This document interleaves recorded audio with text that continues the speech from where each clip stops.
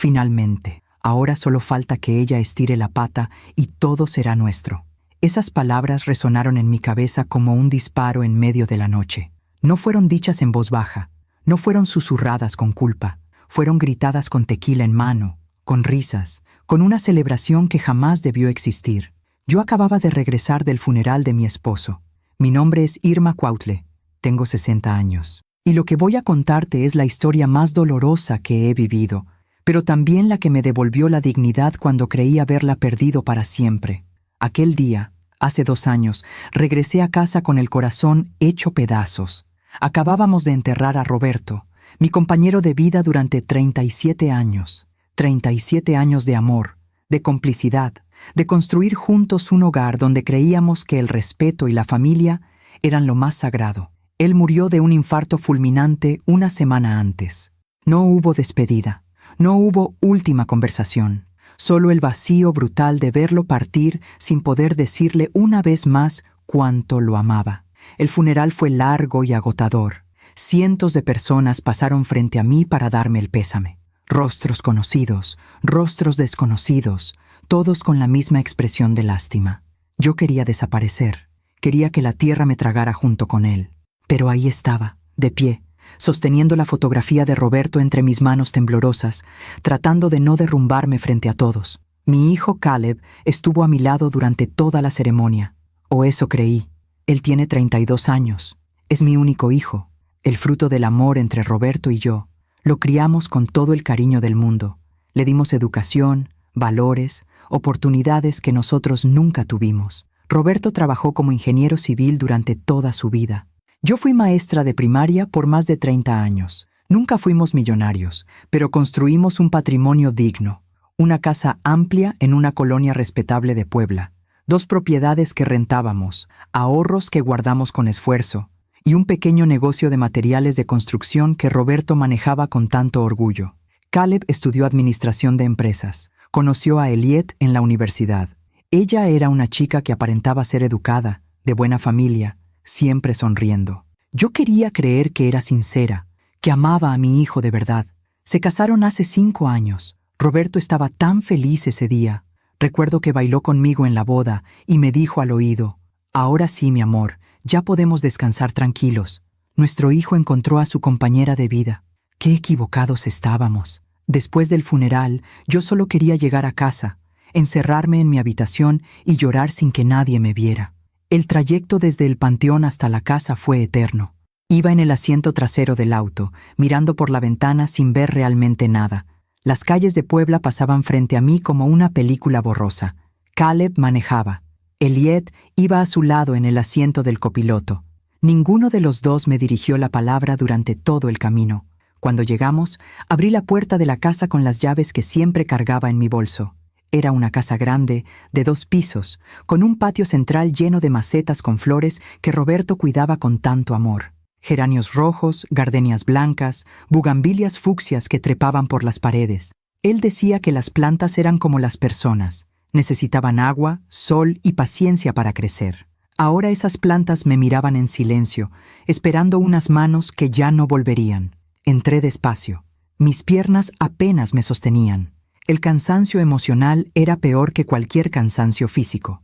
Dejé mi bolso sobre la mesa de la entrada. Quité mis zapatos negros porque me lastimaban los pies. Di unos pasos hacia la escalera que llevaba al 2.º piso, donde estaba mi habitación. Y entonces lo escuché. Risas, risas fuertes, descontroladas, que venían de la sala. Me detuve en seco. Por un momento pensé que estaba alucinando. ¿Cómo podía haber risas en mi casa el mismo día que acabábamos de enterrar a Roberto? Me asomé con cuidado desde el pasillo. Desde ahí podía ver la sala sin ser vista. Caleb y Eliette estaban sentados en el sofá. Entre ellos había una botella de tequila abierta y 2 caballitos llenos. Estaban brindando. Chocaron los vasitos con fuerza, derramando un poco del líquido sobre la mesa de centro. ¡Finalmente!, gritó Caleb, levantando su caballito en el aire. «Ahora solo falta que ella estire la pata y todo será nuestro». Eliette soltó una carcajada tan fuerte que resonó por toda la casa. «Ya no veo la hora», dijo ella, limpiándose una lágrima de risa con el dorso de la mano. «Imagínate, Caleb, las propiedades, las rentas, el negocio, todo. Ya me cansé de fingir que me importa. Caleb se rió con ella. Se rió con ganas, como si acabara de escuchar el mejor chiste del mundo. Mi papá siempre fue un tonto sentimental, dijo Caleb tomando otro trago. Todo lo quería dejar bien protegido para mi mamá, pero ella no sabe ni cómo administrar nada. En cuanto se muera, nosotros vendemos todo y nos vamos a vivir como reyes. Elliot asintió con entusiasmo. Ya hablé con un primo que es notario. Dice que si ella no hace testamento, tú heredas todo automáticamente como hijo único. Solo es cuestión de tiempo. Yo me quedé paralizada detrás de la pared. Sentí que el piso se abría bajo mis pies. Sentí que el aire se me iba de los pulmones. No podía creer lo que estaba escuchando. Mi hijo, mi único hijo, el hijo que cargué en mi vientre, el hijo al que amamanté, el hijo al que velé noches enteras cuando tenía fiebre, el hijo por el que Roberto y yo trabajamos hasta el cansancio para darle todo lo que necesitaba. Ese hijo estaba brindando por mi muerte. No grité, no lloré, no bajé corriendo para enfrentarlos. Algo dentro de mí se congeló en ese momento. Subí las escaleras con pasos lentos, casi sin hacer ruido. Entré a mi habitación, cerré la puerta con llave, me senté en la orilla de la cama, y ahí, en el silencio de mi cuarto, con la fotografía de Roberto sobre el buró mirándome fija, tomé una decisión. A veces confiamos demasiado en quien no debemos. ¿Tú también te has decepcionado de alguien que amabas? Cuéntame tu historia en los comentarios, quiero leerte. A la mañana siguiente, cuando el sol apenas comenzaba a entrar por la ventana de mi habitación, tomé mi teléfono celular. Busqué entre mis contactos el número del licenciado Héctor Salinas, el abogado de confianza que nos había ayudado a Roberto y a mí durante años. Él redactó nuestros testamentos. Él conocía cada detalle de nuestro patrimonio. Marqué. Esperé 3 tonos. «Bueno», contestó con voz adormilada. «Licenciado, soy Irma Cuautle», dije con voz firme. «Necesito verlo hoy mismo. Es urgente». Hubo un silencio al otro lado de la línea. «Doña Irma, mis condolencias. Supe lo de don Roberto. Lamento mucho su pérdida». «Gracias, licenciado, pero necesito que me reciba hoy. Es muy importante». «Por supuesto. ¿A qué hora le viene bien?» «A las 10 de la mañana. Ahí estaré, doña Irma». Colgué. Respiré hondo. Bajé a la cocina. Caleb y Elliot todavía dormían en el cuarto de visitas. La botella de tequila vacía seguía sobre la mesa de la sala. Me preparé un café con leche, me senté frente a la ventana y esperé a que dieran las 9 para salir rumbo al despacho del licenciado. Lo que hice ese día en aquel despacho, mi hijo jamás lo imaginó. Pero esa parte de la historia te la contaré después, porque todo lo que sucedió después de esa llamada cambió mi vida para siempre. Antes de contarte lo que pasó en aquel despacho, necesito que entiendas quién era Roberto para mí, porque sin entender eso, no podrás comprender el tamaño del dolor que sentí al escuchar a mi hijo celebrar su muerte. Roberto y yo nos conocimos cuando yo tenía 23 años. Él tenía 25. Fue en una fiesta de fin de año organizada por una amiga en común. Yo acababa de terminar mi carrera de maestra normalista. Él trabajaba como ingeniero junior en una constructora pequeña. Recuerdo que esa noche llevaba un vestido color vino que mi madre me había cosido especialmente para la ocasión. Roberto llegó tarde, con una sonrisa tímida y una corbata mal anudada que me hizo reír. Nos presentaron, hablamos toda la noche. Me contó de sus sueños de construir casas para familias de clase trabajadora. Yo le conté de mi pasión por enseñar a leer a los niños. Cuando terminó la fiesta, él me pidió permiso para acompañarme a casa. Caminamos bajo las estrellas por las calles empedradas de Puebla. El aire olía a pan recién horneado de las panaderías que comenzaban su jornada nocturna. En ese momento supe que había encontrado al hombre con quien quería envejecer. Nos casamos un año después, en una ceremonia sencilla en la parroquia del barrio. Mi padre, que era carpintero, nos regaló una mesa de madera maciza que todavía conservo en el comedor. La madre de Roberto nos dio un juego de sábanas bordadas a mano. No tuvimos luna de miel en la playa, ni viajes a Europa. Nuestra luna de miel fue un fin de semana en Cholula, visitando las pirámides y comiendo mole en un restaurante familiar. Pero éramos felices, tan felices que el dinero no importaba. Rentamos un departamento pequeño en el centro de la ciudad. Roberto trabajaba de sol a sol en la constructora. Yo daba clases en una primaria pública en una colonia humilde. Por las noches, cenábamos juntos y planeábamos nuestro futuro. Queríamos 3 hijos, una casa propia con jardín, un perro, una vida tranquila y digna. Pasaron 3 años. Yo no quedaba embarazada. Fuimos a médicos, hicimos estudios. Los doctores decían que todo estaba bien, que solo era cuestión de tiempo y paciencia. Roberto nunca me hizo sentir culpable, nunca me reclamó. Al contrario, me abrazaba cada vez que yo lloraba de frustración y me decía, el hijo que tiene que llegar, llegará cuando sea el momento correcto. Y así fue. A los 4 años de casados, quedé embarazada. Recuerdo el día que le di la noticia. Era un sábado por la mañana. Yo acababa de hacerme la prueba de embarazo en el baño. Vi las 2 rayitas rosadas y casi me desmayé de la emoción. Salí corriendo a la sala donde Roberto leía el periódico tomando café. Me le planté enfrente con la prueba en la mano. «¿Qué es esto?», preguntó él, sin entender. «Esto», le dije con lágrimas en los ojos. «Es nuestro hijo». Roberto dejó caer el periódico. Se levantó del sillón. Me abrazó tan fuerte que casi no podía respirar. Lloró conmigo. Reímos juntos. Bailamos en medio de la sala como 2 locos felices. Ese día salimos a caminar por el centro histórico de Puebla. Compramos helado de limón en un carrito de la calle. Nos sentamos en una banca frente a la catedral y vimos a las familias pasar. Roberto puso su mano sobre mi vientre todavía plano y dijo, «Este niño va a crecer rodeado de amor, te lo prometo». Y cumplió esa promesa. Durante todo mi embarazo, Roberto fue el esposo más atento del mundo. Me preparaba el desayuno antes de irse a trabajar. Me masajeaba los pies hinchados por las noches. Instaló una mecedora de madera en el cuarto, que sería del bebé. Pintó las paredes de color amarillo suave, porque no quisimos saber si era niño o niña. Quería que fuera sorpresa. Cuando nació Caleb, un día de noviembre lluvioso, Roberto lloró al verlo por primera vez. Lo cargó con manos temblorosas, como si fuera el tesoro más frágil del universo. Le cantó una canción de cuna que su propia madre le cantaba cuando él era pequeño. Esa noche, en el hospital, los 3 dormimos abrazados en la misma cama estrecha. Yo recuerdo haber pensado, esto es la felicidad completa. Los primeros años de Caleb fueron hermosos. Era un niño tranquilo, curioso, cariñoso.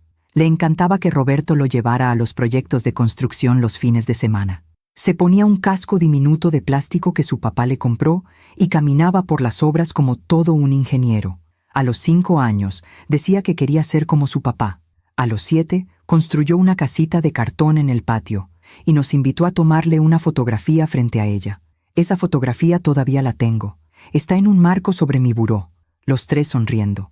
Roberto con su camisa de mezclilla, Caleb con su overol pequeño, yo con mi vestido floreado y el cabello recogido. Parecíamos la familia perfecta. Y durante muchos años lo fuimos. Roberto trabajó incansablemente para darnos una vida mejor. Cuando Caleb cumplió 10 años, logramos comprar nuestra primera casa. No era grande ni lujosa, pero era nuestra. Tenía 3 habitaciones, un patio con espacio para plantar flores y una cocina donde yo pasaba horas preparando las comidas favoritas de mi familia. Roberto plantó un árbol de naranjas en el jardín. Decía que algún día ese árbol daría frutos y Caleb podría compartirlos con sus propios hijos. Mientras tanto, yo seguía trabajando como maestra.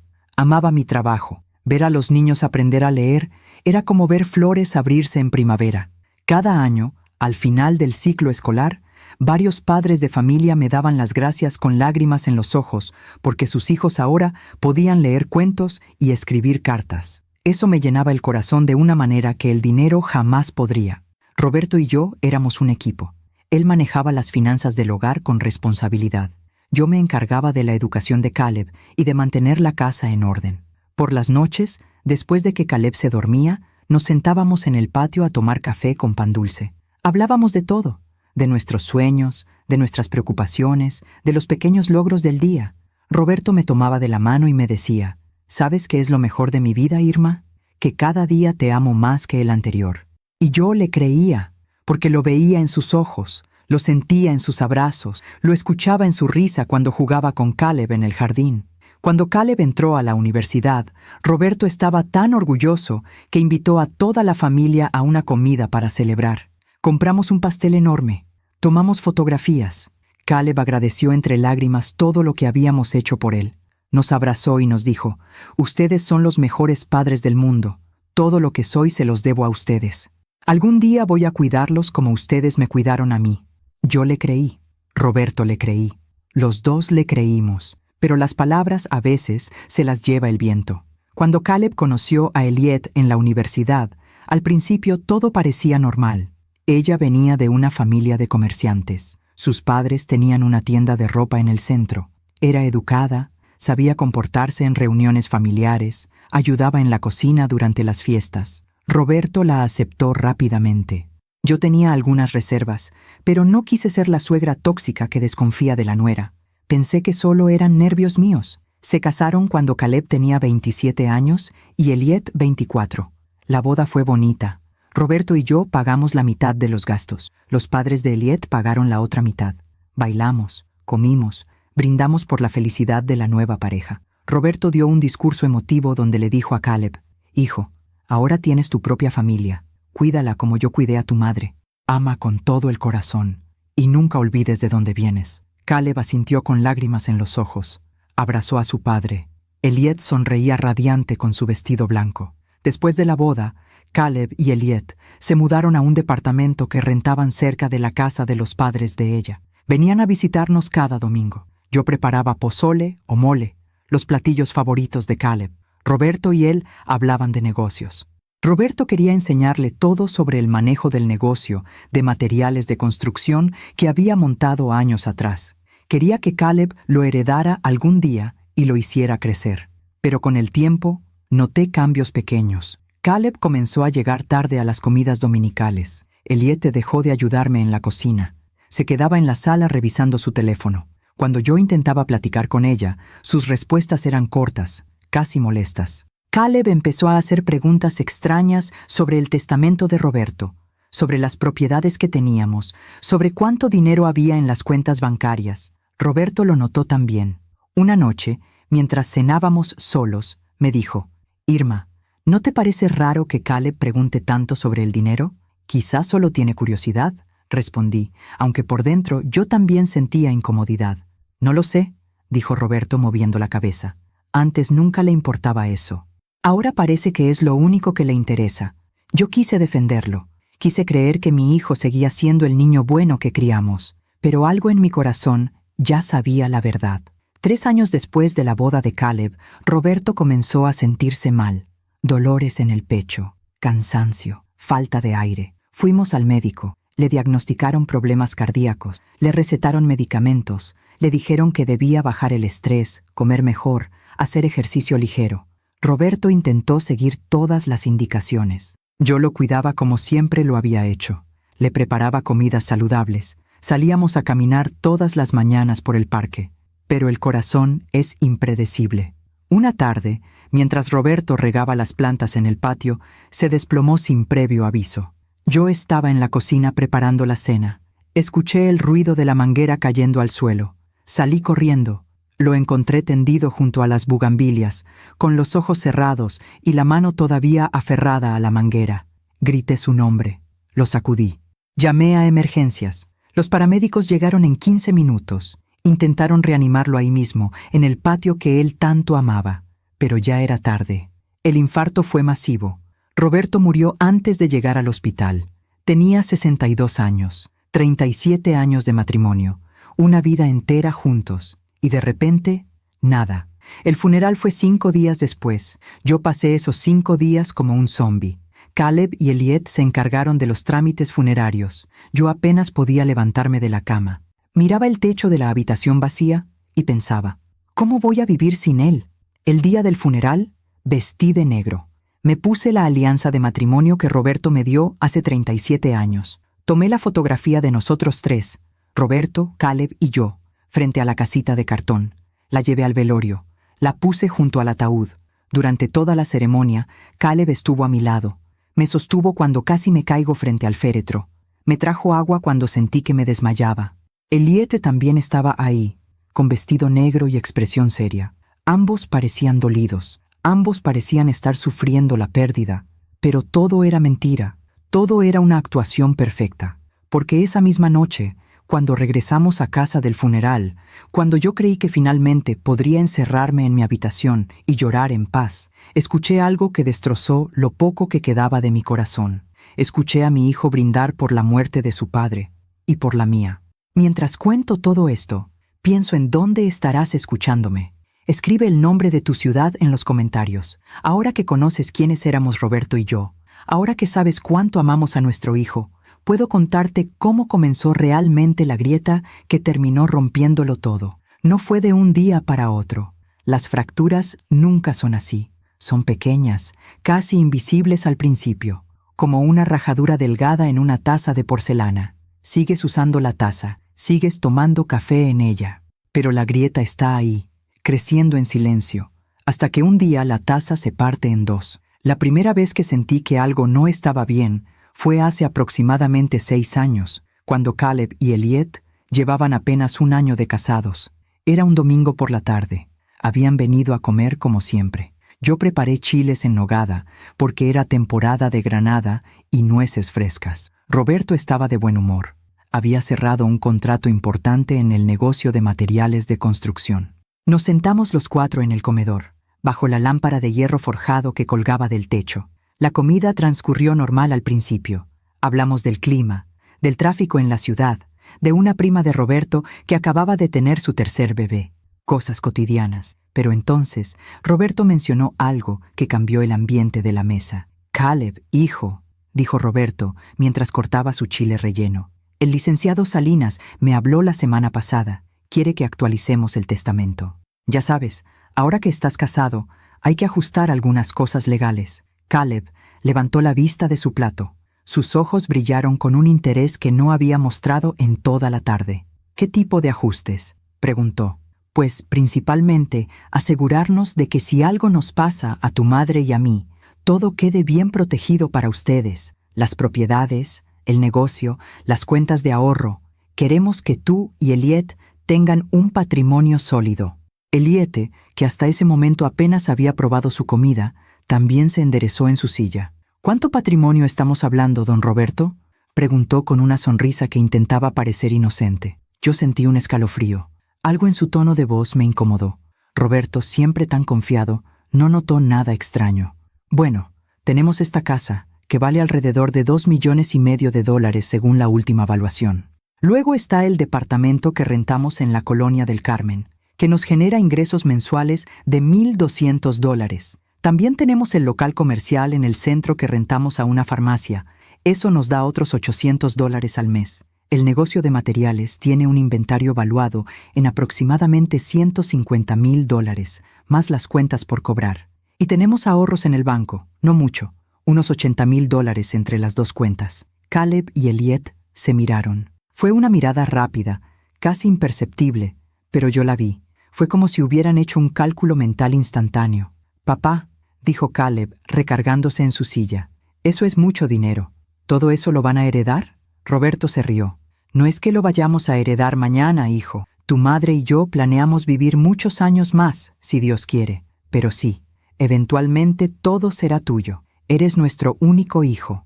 Todo lo que hemos construido ha sido pensando en ti».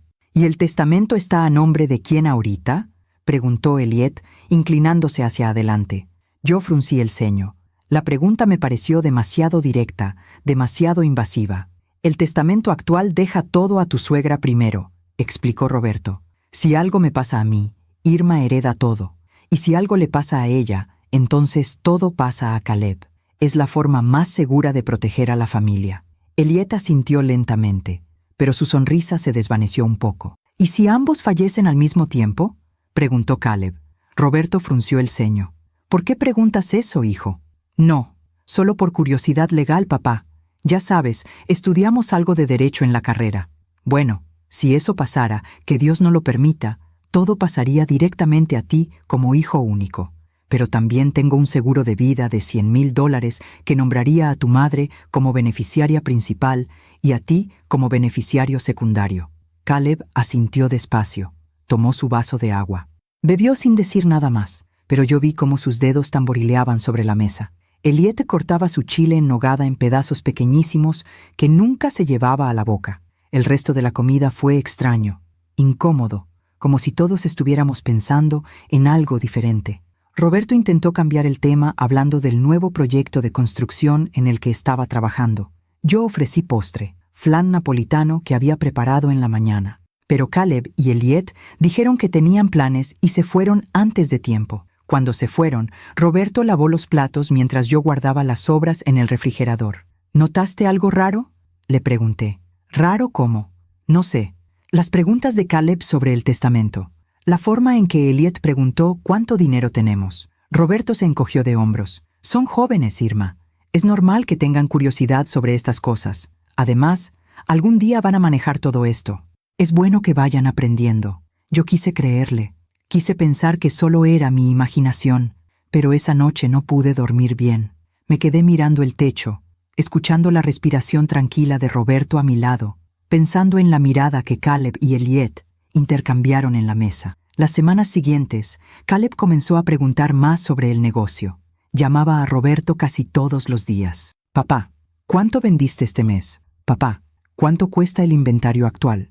Papá, ¿has pensado en expandir el negocio? Roberto estaba feliz. Pensaba que su hijo finalmente estaba mostrando interés en el trabajo familiar. Incluso comenzó a llevarlo a la bodega los sábados para enseñarle cómo manejar las órdenes, cómo tratar con los proveedores, cómo llevar la contabilidad. ¿Ves, Irma?, me decía Roberto con orgullo. Te dije que Caleb iba a madurar. Ahora sí está tomando en serio el negocio familiar. Pero yo veía algo diferente. Veía a Caleb tomar notas en una libreta pequeña. Veía a Elliot esperándolo en el auto afuera de la bodega, revisando papeles. Veía cómo Caleb le tomaba fotografías con su celular a los documentos contables cuando Roberto se distraía atendiendo a un cliente. Un día, encontré esa libreta olvidada en la sala de nuestra casa. Caleb había venido a visitarnos y la dejó sobre la mesa de centro. Yo la vi ahí, cerrada, con una liga elástica rodeándola. Me quedé mirándola durante varios minutos. Sabía que no debía abrirla. Sabía que eso violaba la privacidad de mi hijo. Pero algo más fuerte que mi ética me empujó a hacerlo. Quité la liga. Abrí la primera página. Ahí, con la letra clara de Caleb, había una lista. Patrimonio familiar total. Aprox. $2,780,000. Casa principal. $2,500,000. Depto. Rentado. $180,000. Renta mensual. $1,200. Local comercial. $150,000. Renta mensual. $800. Negocio materiales, $150,000, ahorros bancarios, $80,000, seguro de vida papá, $100,000. Debajo de la lista había una nota escrita en tinta roja. Pendiente, revisar si mamá puede ser removida como beneficiaria principal, consultar con notario. Se me cayó la libreta de las manos, sentí que las piernas me temblaban. Me senté en el sofá intentando procesar lo que acababa de leer. Mi hijo estaba calculando el patrimonio familiar. Mi hijo estaba considerando removerme como beneficiaria. ¿Por qué? ¿Acaso creía que yo iba a robarle su herencia? ¿Acaso no confiaba en mí, su propia madre, que lo llevé en mi vientre y lo crié con todo mi amor? Cerré la libreta rápidamente cuando escuché la puerta abrirse. Era Caleb regresando del baño. «Mamá, ¿viste mi libreta?», preguntó buscando con la mirada. «Está ahí, en la mesa», dije con voz temblorosa, señalando. Él la tomó rápidamente y la guardó en su mochila. «Gracias. Es que estoy llevando cuentas de un proyecto personal. Ya sabes, cosas de trabajo». Sonrió. Esa sonrisa que antes me llenaba de ternura, ahora me provocaba un nudo en el estómago. Después de ese día, intenté hablar con Roberto sobre lo que había visto, pero cada vez que sacaba el tema, él me tranquilizaba. «Irma, estás exagerando. Caleb solo está siendo organizado. Es bueno que conozca las finanzas familiares. Así cuando nosotros faltemos, no tendrá problemas legales». Pero Roberto, él escribió algo sobre removerme como beneficiaria. Seguro lo malinterpretaste. O quizá es solo un ejercicio hipotético que le dejaron en algún curso. No le des tantas vueltas, mi amor. Roberto siempre veía lo mejor en las personas, especialmente en su hijo. Era una de las cosas que más amaba de él, su capacidad de confiar. Pero a veces, la confianza ciega puede ser peligrosa. Los meses siguientes, las visitas de Caleb y Elliot se volvieron más frecuentes, pero algo había cambiado. Ya no venían solo a comer, venían con preguntas. «Papá, ¿has pensado en vender el local del centro? Está en una zona que se está poniendo peligrosa». «Mamá, ¿no crees que esta casa es muy grande para ustedes dos solos? Podrían vender y comprarse algo más pequeño, más manejable». Don Roberto Mi primo, que es notario, me comentó que muchas parejas de su edad están simplificando sus patrimonios para evitar problemas de impuestos. ¿Han considerado eso? Cada sugerencia venía envuelta en preocupación, en lógica aparente, en cariño fingido. Pero yo comenzaba a ver el patrón. Cada sugerencia implicaba liquidar activos, vender propiedades, convertir todo en efectivo. ¿Para qué? ¿Para que cuando nosotros muriéramos fuera más fácil repartir el dinero? Una tarde, Roberto y yo estábamos regando juntos las plantas del patio. Él cargaba la manguera. Yo podaba las hojas secas de las gardenias. El sol comenzaba a ocultarse detrás de las montañas, tiñendo el cielo de naranjas y rosas. Roberto, le dije sin mirarlo, tengo miedo. ¿Miedo de qué, mi amor? Miedo de que Caleb ya no nos quiera como antes. Miedo de que solo le interesemos por el dinero. Roberto dejó la manguera en el suelo. Se acercó a mí. Me tomó de las manos. Sus manos ásperas de tanto trabajar, pero cálidas y firmes. Irma, escúchame bien. Caleb es nuestro hijo. Lo criamos con valores. Sí, está pasando por una etapa donde el dinero le interesa más de lo que debería. Pero eso se le va a pasar. Es joven. Está casado con una mujer que viene de una familia donde el dinero es importante. Pero en el fondo, él sigue siendo nuestro niño. Quise creerle. Me aferré a esas palabras como náufrago a una tabla en medio del océano. Pero la grieta ya estaba ahí, y siguió creciendo. Aún me pregunto si hice lo correcto al no confrontar a Caleb en ese momento. ¿Y tú? ¿Qué habrías hecho en mi lugar? Hay algo doloroso en darse cuenta de que la persona que amas te está utilizando. Pero hay algo aún más doloroso. Darte cuenta y decidir no hacer nada. Decidir callar. Decidir sonreír. Decidir seguir fingiendo que todo está bien, porque enfrentar la verdad duele demasiado. Eso fue lo que hice durante los siguientes 2 años. Me convertí en experta en ignorar las señales, en justificar lo injustificable, en inventar excusas para cada comportamiento extraño de Caleb y Elliot, porque admitir que mi hijo se había convertido en alguien que yo no reconocía era como admitir que había fallado como madre. Y eso era algo que mi corazón no estaba listo para aceptar. Después de encontrar aquella libreta con las anotaciones sobre nuestro patrimonio, intenté convencerme de que Roberto tenía razón, que solo era organización, que solo era curiosidad legítima de un hijo que algún día heredaría el negocio familiar. Pero cada domingo que venían a comer, yo observaba con más atención. Y cada domingo descubría algo nuevo que me inquietaba. Elliot había dejado de mirarme a los ojos. Cuando yo le hablaba, ella respondía viendo su teléfono o mirando hacia otro lado. Sus respuestas eran monosílabos. Sí, no, tal vez, quién sabe. Ya no preguntaba cómo había estado mi semana. Ya no se ofrecía a ayudarme a lavar los platos después de comer. Se sentaba en la sala, cruzada de piernas, revisando sus redes sociales mientras yo limpiaba la cocina sola. Caleb, por su parte, había desarrollado una obsesión por revisar cada rincón de la casa. Decía que estaba evaluando el estado de la propiedad, porque le preocupaba que nosotros, a nuestra edad, no pudiéramos mantenerla bien. Revisaba las tuberías del baño, inspeccionaba las paredes buscando grietas, subía al techo a verificar las tejas. «Papá, estas tejas ya están muy viejas», decía. «Van a empezar a filtrarse cuando lleguen las lluvias. Necesitan cambiarlas. Mamá, el tinaco tiene sarro. Deberían limpiarlo o van a tener problemas de salud. Esta puerta está desnivelada. El marco de madera se está pudriendo por la humedad». Cada observación venía acompañada de un presupuesto aproximado. $100 aquí, $300 allá. Al final de cada visita, Caleb sumaba mentalmente todos los daños que había encontrado. «En serio, papá, esta casa necesita como $5,000 de mantenimiento urgente. No pueden seguir viviendo así. Es peligroso a su edad». Roberto, siempre práctico, tomaba nota de las observaciones. A veces contrataba a algún albañil para hacer las reparaciones menores. Otras veces lo hacía él mismo durante los fines de semana. Yo lo veía trabajar bajo el sol, sudando, con sus 61 años a cuestas, intentando demostrarle a su hijo que todavía era capaz de cuidar su propia casa. Una tarde, mientras Roberto reparaba una gotera en el baño, se mareó. Tuve que ayudarlo a sentarse en el borde de la tina. Su rostro estaba pálido, respiraba con dificultad. «Roberto, ya no tienes 20 años», le dije con preocupación. «Deja que contratemos a alguien para estas cosas. No, Irma. Si contrato a alguien, Caleb va a pensar que ya no puedo cuidar de mi familia. Va a pensar que estoy viejo e inútil. Pero mi amor, tú no tienes nada que demostrarle a nadie. Sí tengo. Tengo que demostrarle que su padre todavía es fuerte, que todavía puede proteger lo que hemos construido. Me partió el corazón ver a Roberto así, intentando ganar la aprobación de un hijo que ya solo lo veía como un obstáculo entre él y una herencia. Mientras tanto, las visitas dominicales se volvieron más tensas. Caleb y Elliot comenzaron a llegar más tarde. Primero 15 minutos de retraso, luego media hora, luego una hora completa. Yo preparaba la comida desde temprano. Ponía la mesa con el mantel bordado que mi madre me había regalado. Colocaba las flores frescas del jardín en el centro. Esperaba.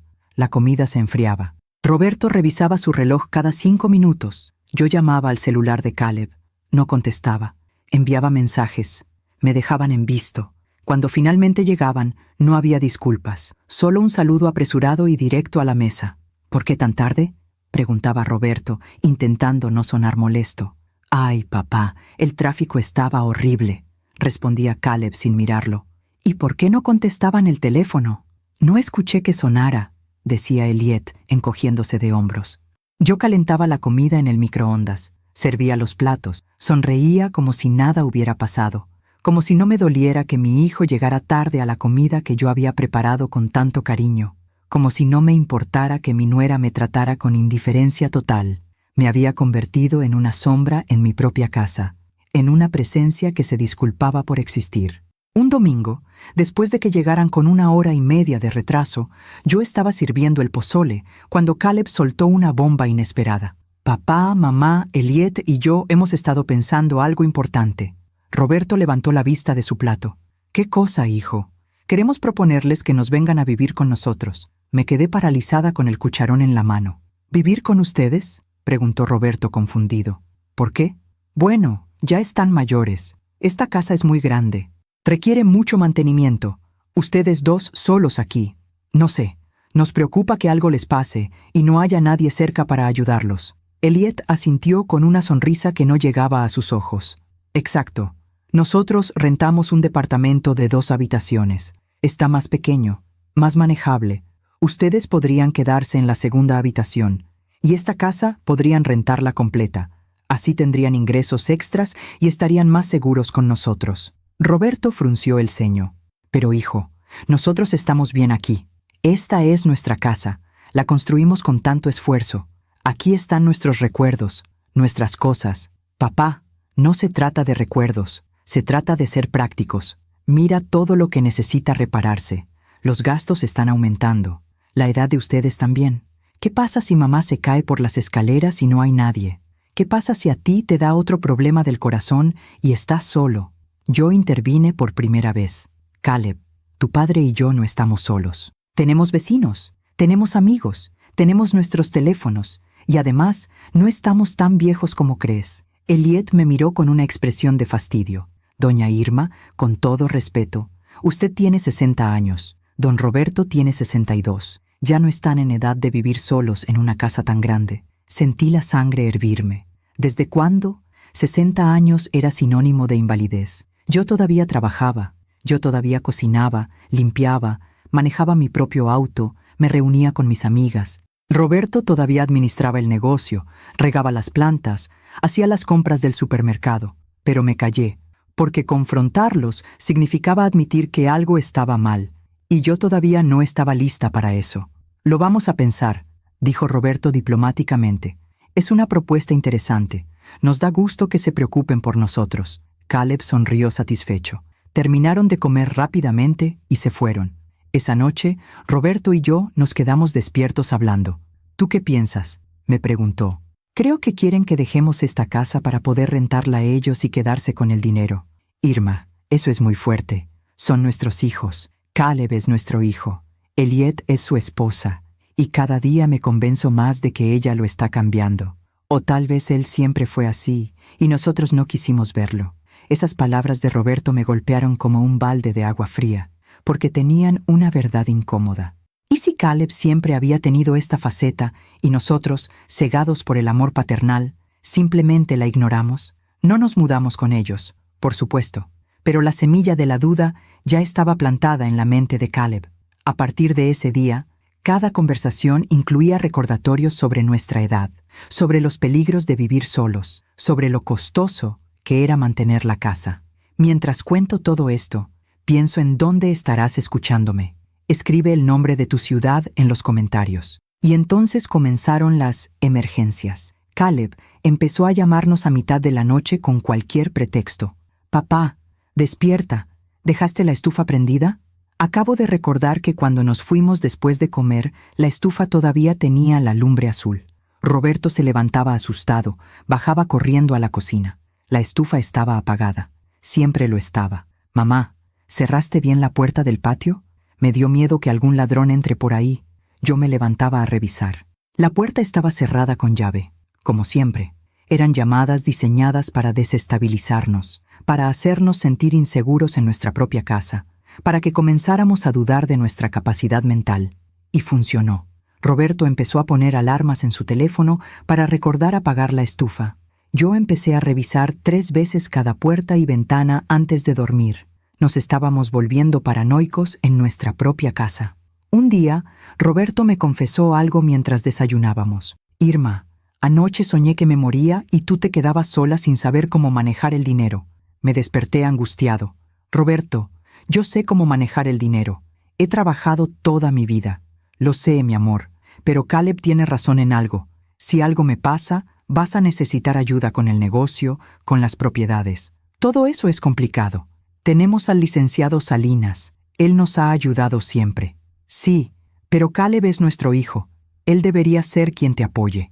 Ahí estaba otra vez. La confianza ciega de Roberto en nuestro hijo. A pesar de todas las señales, a pesar de todas las banderas rojas, él seguía creyendo que Caleb nos cuidaría cuando fuera necesario. Yo ya no estaba tan segura. Los últimos 6 meses antes de la muerte de Roberto fueron extraños. Caleb y Elliot habían reducido sus visitas a 1 vez al mes. Cuando venían, se quedaban apenas 1 hora. Comían rápido. Hacían preguntas sobre el estado de salud de Roberto, sobre sus medicamentos para el corazón, sobre cuánto estaba visitando al cardiólogo. «¿Estás tomando todos tus medicamentos, papá? ¿Has tenido más dolores en el pecho? El doctor dijo cuánto tiempo más». Elliot se calló a media pregunta al darse cuenta de lo que estaba a punto de decir. Roberto no notaba nada, pero yo sí. Yo notaba cada palabra, cada gesto, cada mirada cómplice entre Caleb y Elliot. Estaban esperando que Roberto empeorara, esperando que el corazón de Roberto finalmente fallara. Y cuando finalmente falló, cuando Roberto se desplomó en el patio junto a sus plantas amadas, cuando los paramédicos me dijeron que no había nada que hacer, yo pensé que lo peor ya había pasado. Pero estaba equivocada. Lo peor todavía estaba por llegar.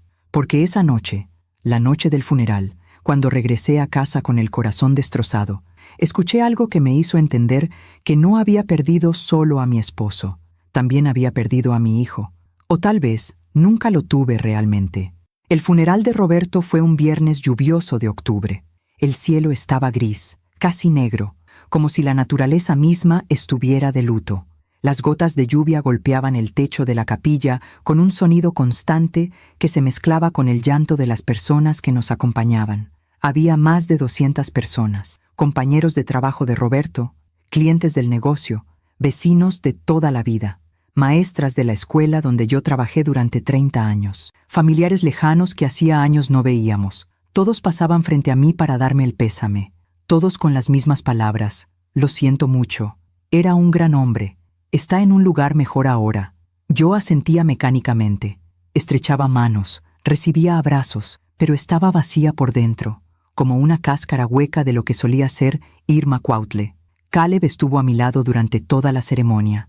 Vestía un traje negro que yo nunca le había visto. Elliot llevaba un vestido oscuro y tacones altos que repiqueteaban contra el piso de mármol cada vez que caminaba. Los dos parecían compungidos. Caleb tenía los ojos rojos. Elliot se secaba lágrimas con un pañuelo de papel. Yo quería creer que eran lágrimas reales. Quería creer que mi hijo realmente estaba sufriendo la muerte de su padre. Pero algo en mi interior me susurraba que todo era actuación. Una actuación perfecta para todas las personas que nos observaban. El sacerdote dio una misa hermosa. Habló sobre la vida eterna, sobre cómo Roberto ahora descansaba en los brazos de Dios, sobre cómo el amor que construimos en esta tierra trasciende la muerte.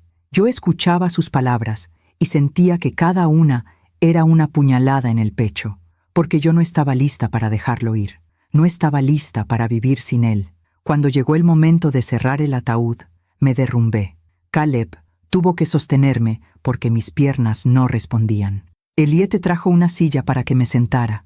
Los presentes murmuraban palabras de consuelo, pero nada de eso aliviaba el dolor que sentía. Era un dolor físico, real, que me oprimía el pecho y me robaba el aire. Después de la misa fuimos al panteón. La lluvia había cesado, pero el cielo seguía nublado. El cementerio estaba lleno de lápidas grises y cruces de piedra. Caminamos por un sendero de grava hasta llegar a la bóveda familiar que Roberto había comprado años atrás. Él siempre fue previsor.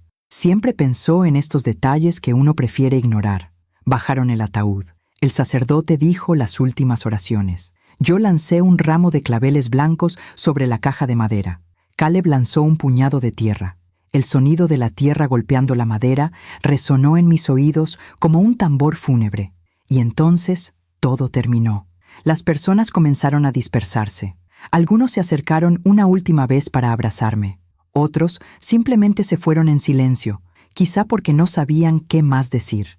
En 30 minutos el cementerio estaba casi vacío. Caleb me tomó del brazo. «Mamá, vámonos a casa. Ya estuvo suficiente por hoy».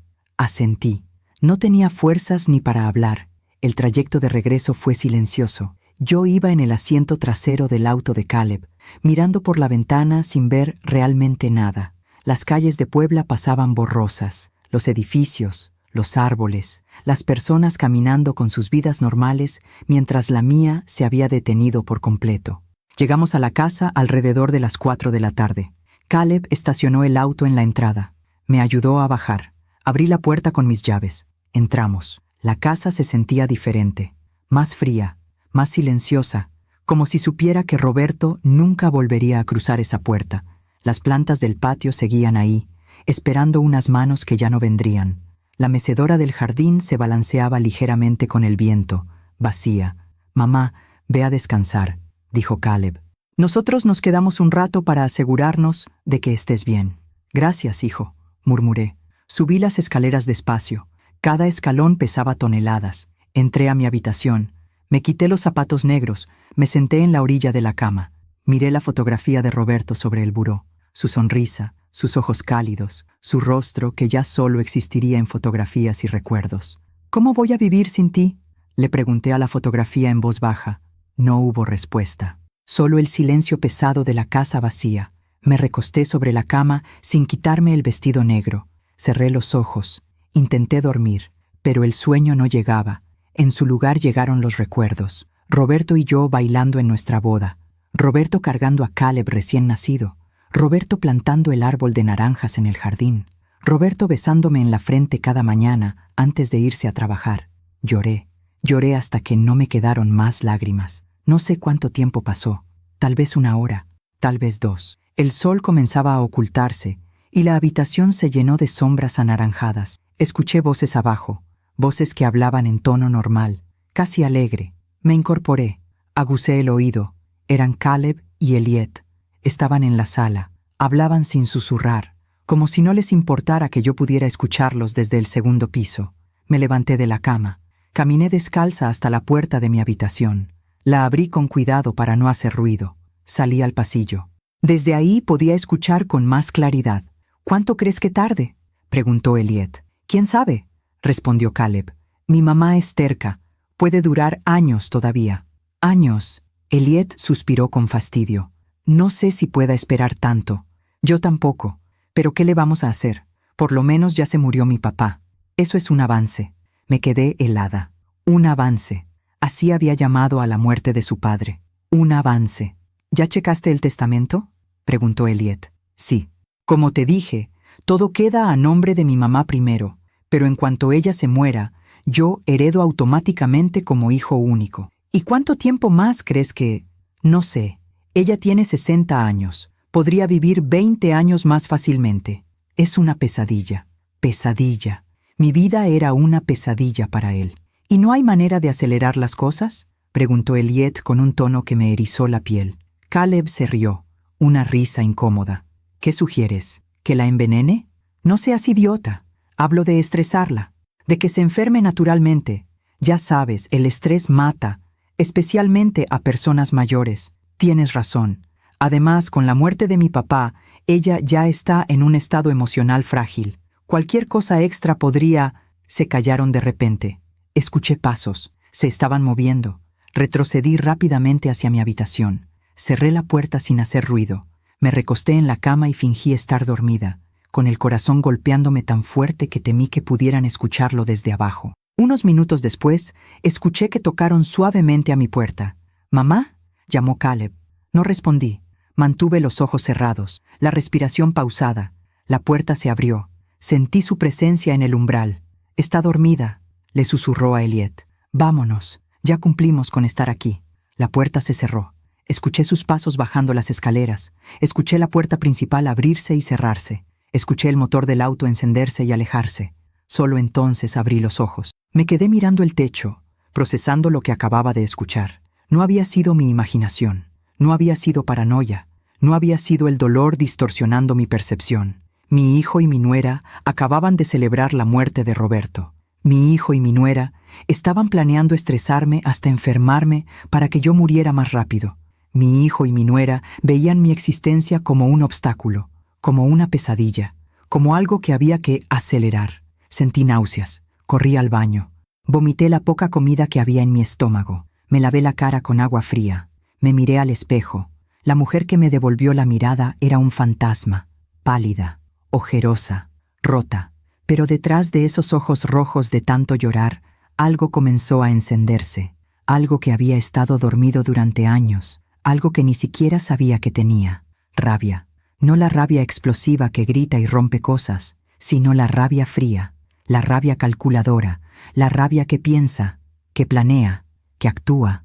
Regresé a mi habitación. Me senté en la orilla de la cama. Tomé mi teléfono celular. Busqué entre mis contactos el número del licenciado Héctor Salinas. Eran las 7 de la noche. Sabía que a esa hora ya no estaría en su oficina. Pero marqué de todas formas. Necesitaba escuchar su voz. Necesitaba saber que alguien en este mundo todavía estaba de mi lado. El teléfono sonó 5 veces. Pensé que no contestaría.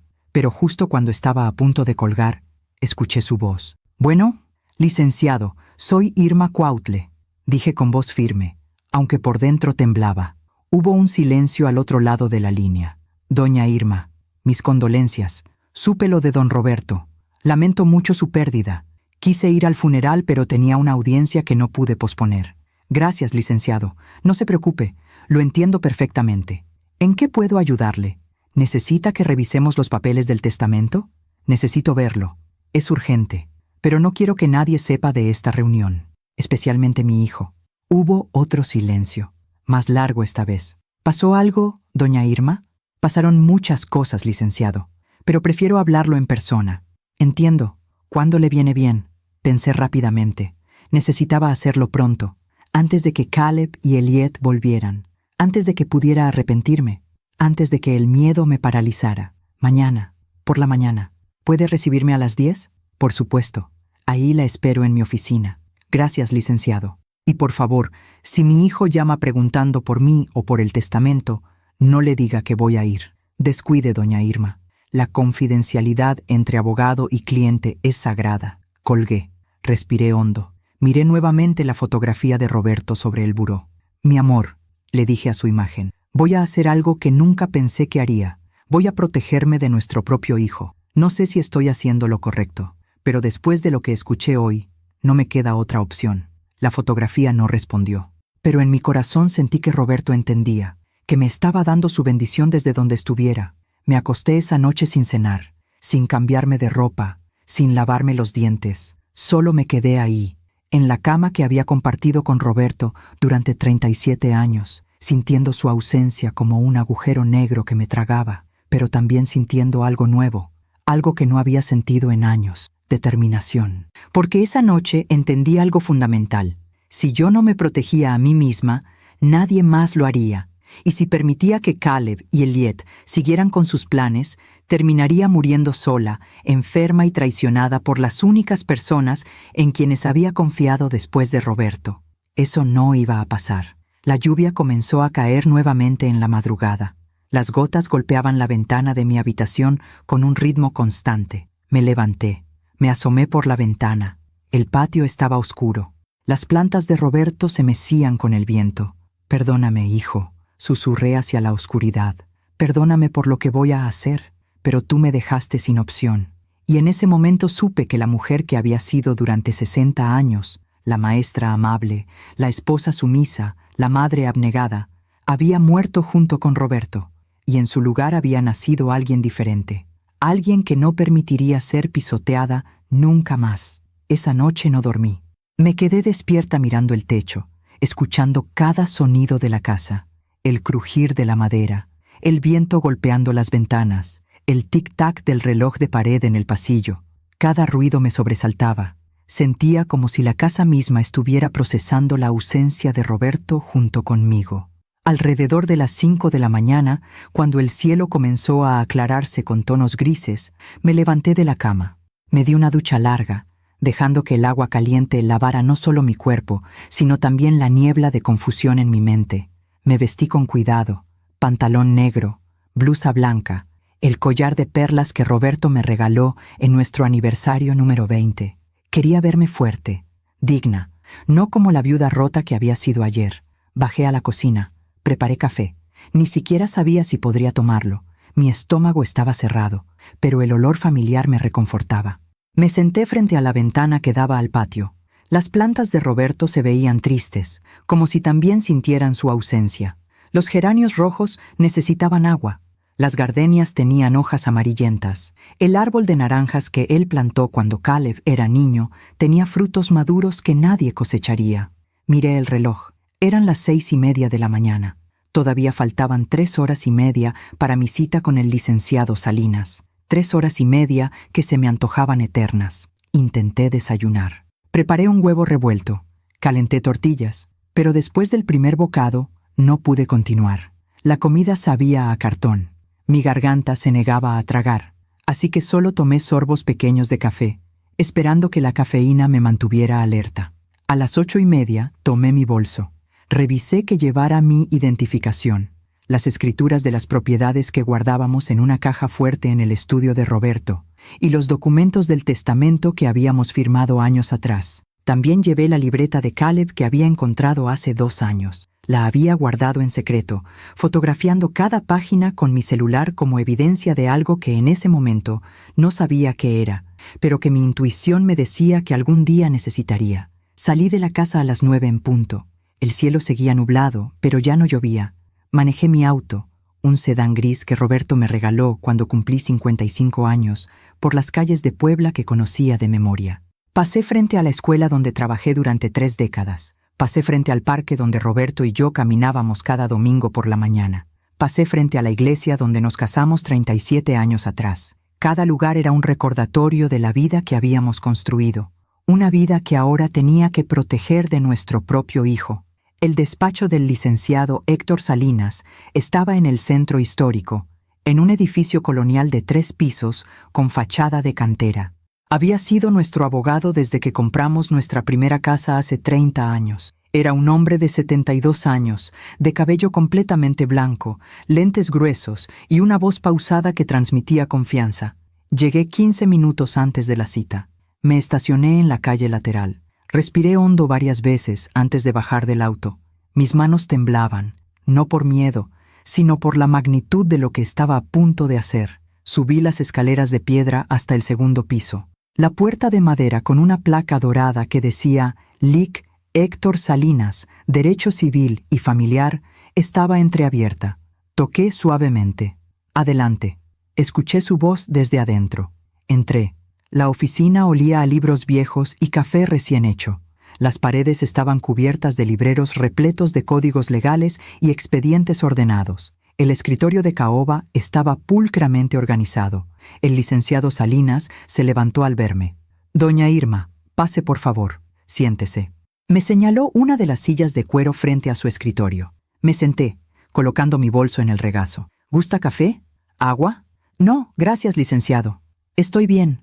Él volvió a sentarse, entrelazando sus manos sobre el escritorio. Cuénteme qué la trae por aquí con tanta urgencia.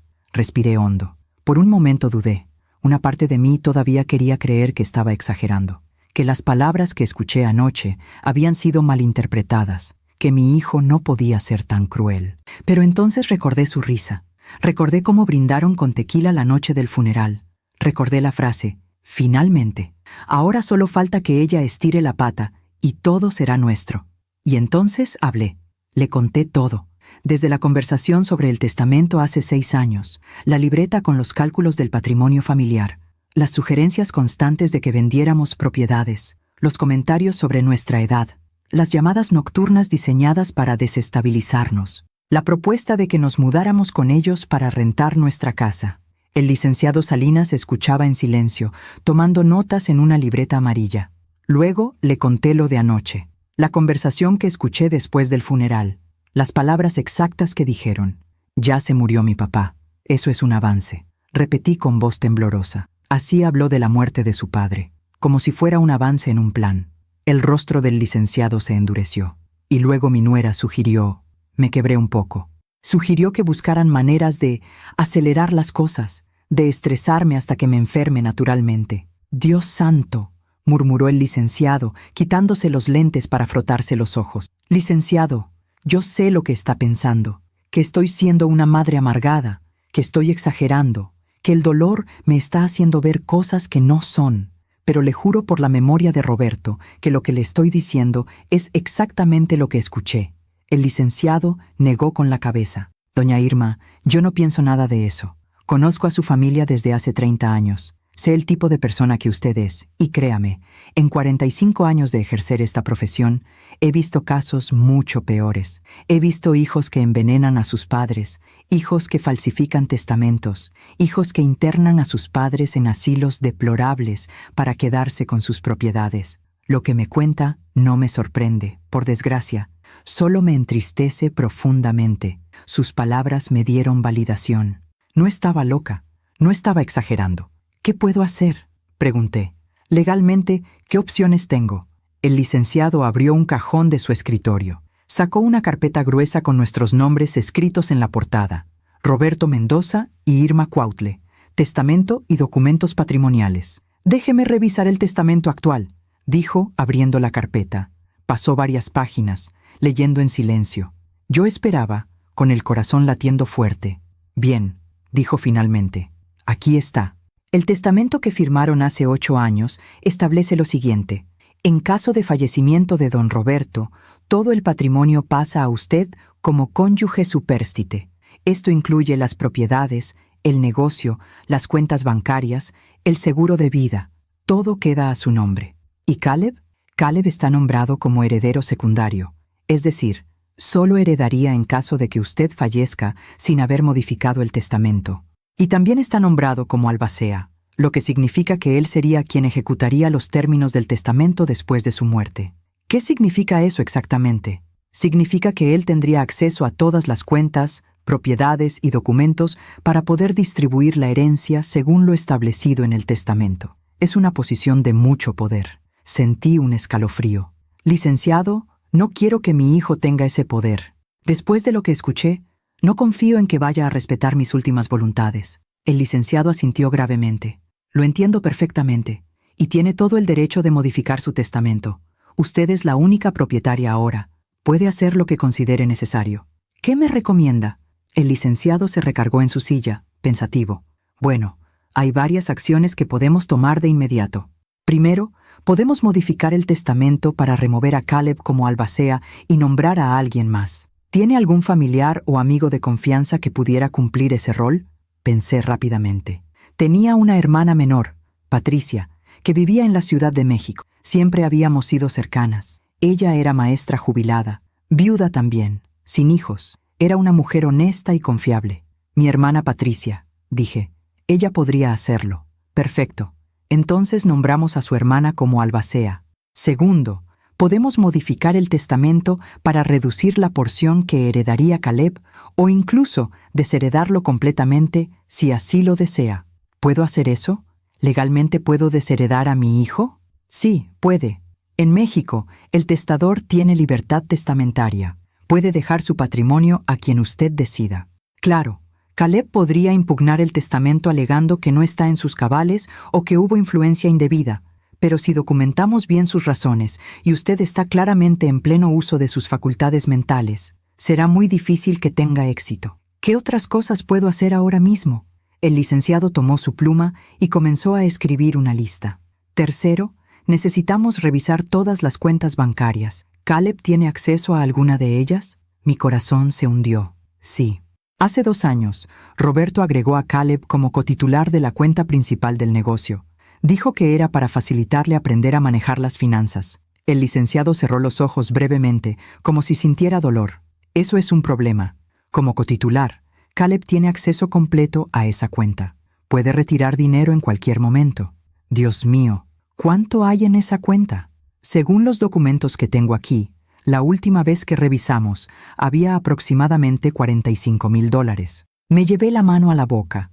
Licenciado, necesito bloquear esa cuenta de inmediato. Podemos hacerlo. Usted como viuda y heredera universal, tiene derecho a remover a Caleb como cotitular. Necesitará ir al banco con el acta de defunción de Roberto, el testamento y una identificación oficial. Yo puedo acompañarla si gusta, para asegurar que todo se haga correctamente. Sí, por favor. ¿Podemos ir hoy? Por supuesto. ¿Qué más necesita hacer? El carro, dije de repente. Caleb maneja uno de nuestros autos, un pick-up que está a mi nombre, pero que Roberto le prestó para transportar materiales del negocio. ¿Está a nombre de usted? Sí. Entonces usted puede reportarlo y pedir que sea devuelto, o simplemente cambiamos las cerraduras y lo recuperamos. Y el negocio, continué, el negocio de materiales de construcción. Roberto le había dado acceso a Caleb, tiene llaves de la bodega, conoce a los proveedores, maneja algunas cuentas con clientes. El licenciado frunció el ceño. ¿El negocio está a nombre de quién? A nombre de Roberto. Supongo que ahora pasó a mi nombre con su muerte. Correcto. Usted es la dueña legal ahora. Puede revocar el acceso de Caleb cuando guste. Mi recomendación es que cambie las cerraduras de la bodega, que notifique a los proveedores y clientes que solo usted está autorizada para hacer transacciones, y que revise muy bien el inventario para asegurar que no haya faltantes. Mi cabeza daba vueltas. Eran tantas cosas, tantos frentes que proteger. ¿Y la casa? ¿Caleb tiene llaves de mi casa? Sí, imagino que sí. ¿Le preocupa que entre sin su permiso? Después de lo que escuché, ya no sé de qué es capaz. Entonces cambie las cerraduras de su casa también. Es su propiedad. Usted decide quién tiene acceso. Saqué una libreta de mi bolso y comencé a anotar todo. Lista de acciones inmediatas. Modificar testamento. Remover a Caleb como albacea. Nombrar a Patricia como albacea. Remover a Caleb como cotitular de cuenta bancaria. Recuperar el pick-up. Cambiar cerraduras del negocio. Cambiar cerraduras de la casa. Notificar a proveedores, clientes sobre cambios. Revisar inventario del negocio. Licenciado, dije, levantando la vista. Quiero hacer todo esto hoy mismo. Todo lo que sea posible. Entiendo su urgencia, doña Irma, y estoy de acuerdo. Mientras más rápido actuemos, mejor protegida estará. Déjeme hacer algunas llamadas. Primero voy a contactar al banco para agendar una cita de emergencia. Luego redacto las modificaciones al testamento para que las firme. Y le doy los contactos de un cerrajero de confianza que puede ir hoy mismo a cambiar las cerraduras. Gracias, licenciado. No sabe cuánto se lo agradezco. Él me miró con ojos amables pero serios. Doña Irma, lo que está haciendo requiere mucho valor. Sé que es su hijo. Sé que esto le duele, pero tiene que protegerse. Y tiene todo el derecho de hacerlo. Sus palabras me quebraron. Las lágrimas que había estado conteniendo finalmente salieron. Es que no puedo creer que haya llegado a esto, dije entre sollozos. Él era mi bebé. Lo cargué en mis brazos, lo crié, le di todo mi amor. ¿Cómo es posible que ahora esté planeando mi muerte? El licenciado me pasó una caja de pañuelos desechables. A veces las personas nos decepcionan de maneras que nunca imaginamos. Y cuando esas personas son familia, el dolor es insoportable. Pero usted no causó esto, doña Irma. Las decisiones de Caleb son responsabilidad de Caleb. No de usted. Me sequé las lágrimas. Respiré hondo. No tenía tiempo para hundirme en la tristeza. Tenía que ser fuerte. Está bien, dije. Hagamos esto. Todas las acciones que mencionó. Hoy mismo. El licenciado sonrió por primera vez en toda la conversación. Así me gusta. Ahora déjeme hacer esas llamadas mientras usted toma un poco de agua. Va a ser un día largo. Mientras él hablaba por teléfono con el banco, yo miraba por la ventana de su oficina. Desde ahí podía ver la Catedral de Puebla, con sus torres imponentes elevándose hacia el cielo gris. Recordé todas las veces que Roberto y yo caminamos por ese zócalo. Todas las veces que nos sentamos en una banca a tomar un helado y ver la vida pasar. Mi amor, susurré hacia la catedral como si Roberto pudiera escucharme desde algún lugar. Espero estar haciendo lo correcto. Espero que me entiendas. Esto me está rompiendo el corazón, pero no puedo permitir que nuestro hijo destruya todo lo que construimos juntos. El licenciado colgó el teléfono. Listo, tenemos cita en el banco a la 1 de la tarde. El gerente es conocido mío. Le expliqué la situación y está dispuesto a ayudarnos. Ahora voy a redactar las modificaciones al testamento. Tomará aproximadamente 1 hora. ¿Quiere esperar aquí o prefiere salir a tomar un café y regresar? Esperaré aquí si no le molesta. No es molestia en absoluto. Pasé la siguiente hora sentada en esa silla de cuero, viendo al licenciado Salinas teclear en su computadora, imprimir documentos, revisar códigos en sus libros gruesos. De vez en cuando me preguntaba algo. ¿Quiere dejar algo específico a su hermana, además de nombrarla albacea? ¿Hay alguna institución de caridad a la que le gustaría dejar una donación? ¿Quiere especificar razones por las cuales está modificando el testamento? A cada pregunta yo respondía con calma, tomando decisiones que hace 24 horas hubiera considerado impensables. Finalmente, el licenciado imprimió varios documentos. Los colocó frente a mí. Aquí está, testamento modificado. Lea con cuidado antes de firmar. Leí cada palabra. El documento establecía que Patricia Cuautle Ramírez era nombrada albacea única. El patrimonio se dividiría de la siguiente manera: 60% para instituciones de caridad, orfanatos y escuelas públicas, 40% para Caleb, quedaba expresamente removido como albacea y cotitular de cualquier cuenta. Se establecía que estas modificaciones se hacían en pleno uso de facultades mentales y sin ninguna influencia indebida. ¿Por qué no lo desheredó completamente?, pregunté. Porque si lo desheredamos al 100%, es más fácil que impugne el testamento alegando que usted no estaba en sus cabales. Si le deja algo, aunque sea menos de lo que él esperaba, es más difícil argumentar eso. Además, agregó con una sonrisa triste, usted todavía es su madre. Y las madres, incluso cuando están decepcionadas, no pueden evitar dejar algo. Tenía razón. A pesar de todo, una parte de mí todavía esperaba que Caleb se arrepintiera algún día, que entendiera lo que había hecho, que volviera a ser el niño bueno que yo creía conocer. Firmé el testamento. El licenciado lo firmó como testigo. Su secretaria entró para firmar como segundo testigo. «Listo», dijo el licenciado. «Este testamento tiene validez legal desde este momento. Ahora vamos al banco». El resto del día fue un torbellino. En el banco, con el acta de defunción de Roberto y el testamento, removí a Caleb como cotitular. El gerente fue muy comprensivo. No hizo preguntas incómodas. Simplemente procesó los documentos. «¿Cuánto hay en la cuenta ahora?», pregunté con el corazón en la garganta. El gerente revisó su computadora. $41,800. Respiré aliviada. Caleb no había retirado nada todavía. Pero solo era cuestión de tiempo. «Quiero bloquear cualquier movimiento de esta cuenta», dije. «Solo yo puedo autorizar retiros o transferencias». «Por supuesto, señora Mendoza. Queda establecido así». Luego fuimos a la otra cuenta, la de ahorros personal que Roberto y yo teníamos. Esa solo estaba a nombre de nosotros dos. Ahora quedaba solo a mi nombre. Cuando salimos del banco eran las 3 de la tarde. El licenciado me acompañó a comer algo ligero a un restaurante cercano. Yo apenas podía tragar, pero él insistió. «Necesita mantener sus fuerzas, doña Irma. Lo que viene no será fácil». «¿Qué viene?», pregunté. «La reacción de Caleb. Cuando intente acceder a la cuenta y se dé cuenta de que ya no puede. Cuando intente entrar al negocio y las cerraduras estén cambiadas. Va a enfurecerse y probablemente va a venir a buscarla». Un escalofrío recorrió mi espalda. «¿Cree que pueda ponerse violento?». «No lo sé. No lo conozco tan bien, pero por precaución le recomiendo que en los próximos días no esté sola en casa. ¿Puede quedarse con alguien?». Pensé en mi hermana Patricia. Hacía tiempo que no la veía.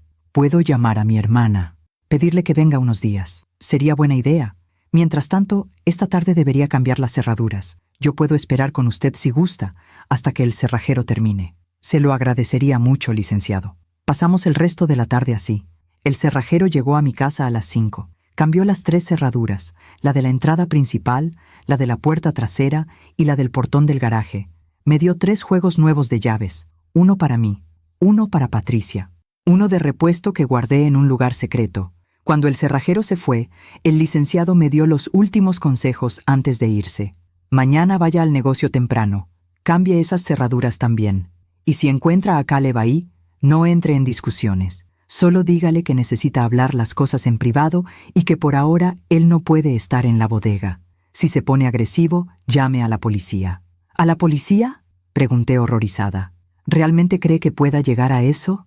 Espero que no, pero es mejor estar preparada. Cuando finalmente me quedé sola en la casa, con las cerraduras nuevas y el testamento modificado guardado en mi bolso, me senté en la sala. La misma sala donde hace 2 noches escuché a mi hijo brindar por mi muerte. Todo estaba hecho. Las acciones legales estaban tomadas. Ahora solo faltaba enfrentarlo. Y sabía que ese momento llegaría pronto, muy pronto. Esa noche llamé a mi hermana Patricia. Eran las 9 de la noche cuando marqué su número. Ella contestó al segundo tono. «¿Irma?» Su voz sonaba preocupada. «Hermana, cuánto lo siento. Quise ir al funeral, pero tenía una cita médica que no pude cancelar. ¿Cómo estás? Necesito que vengas», le dije sin rodeos. «Necesito que vengas mañana mismo si es posible».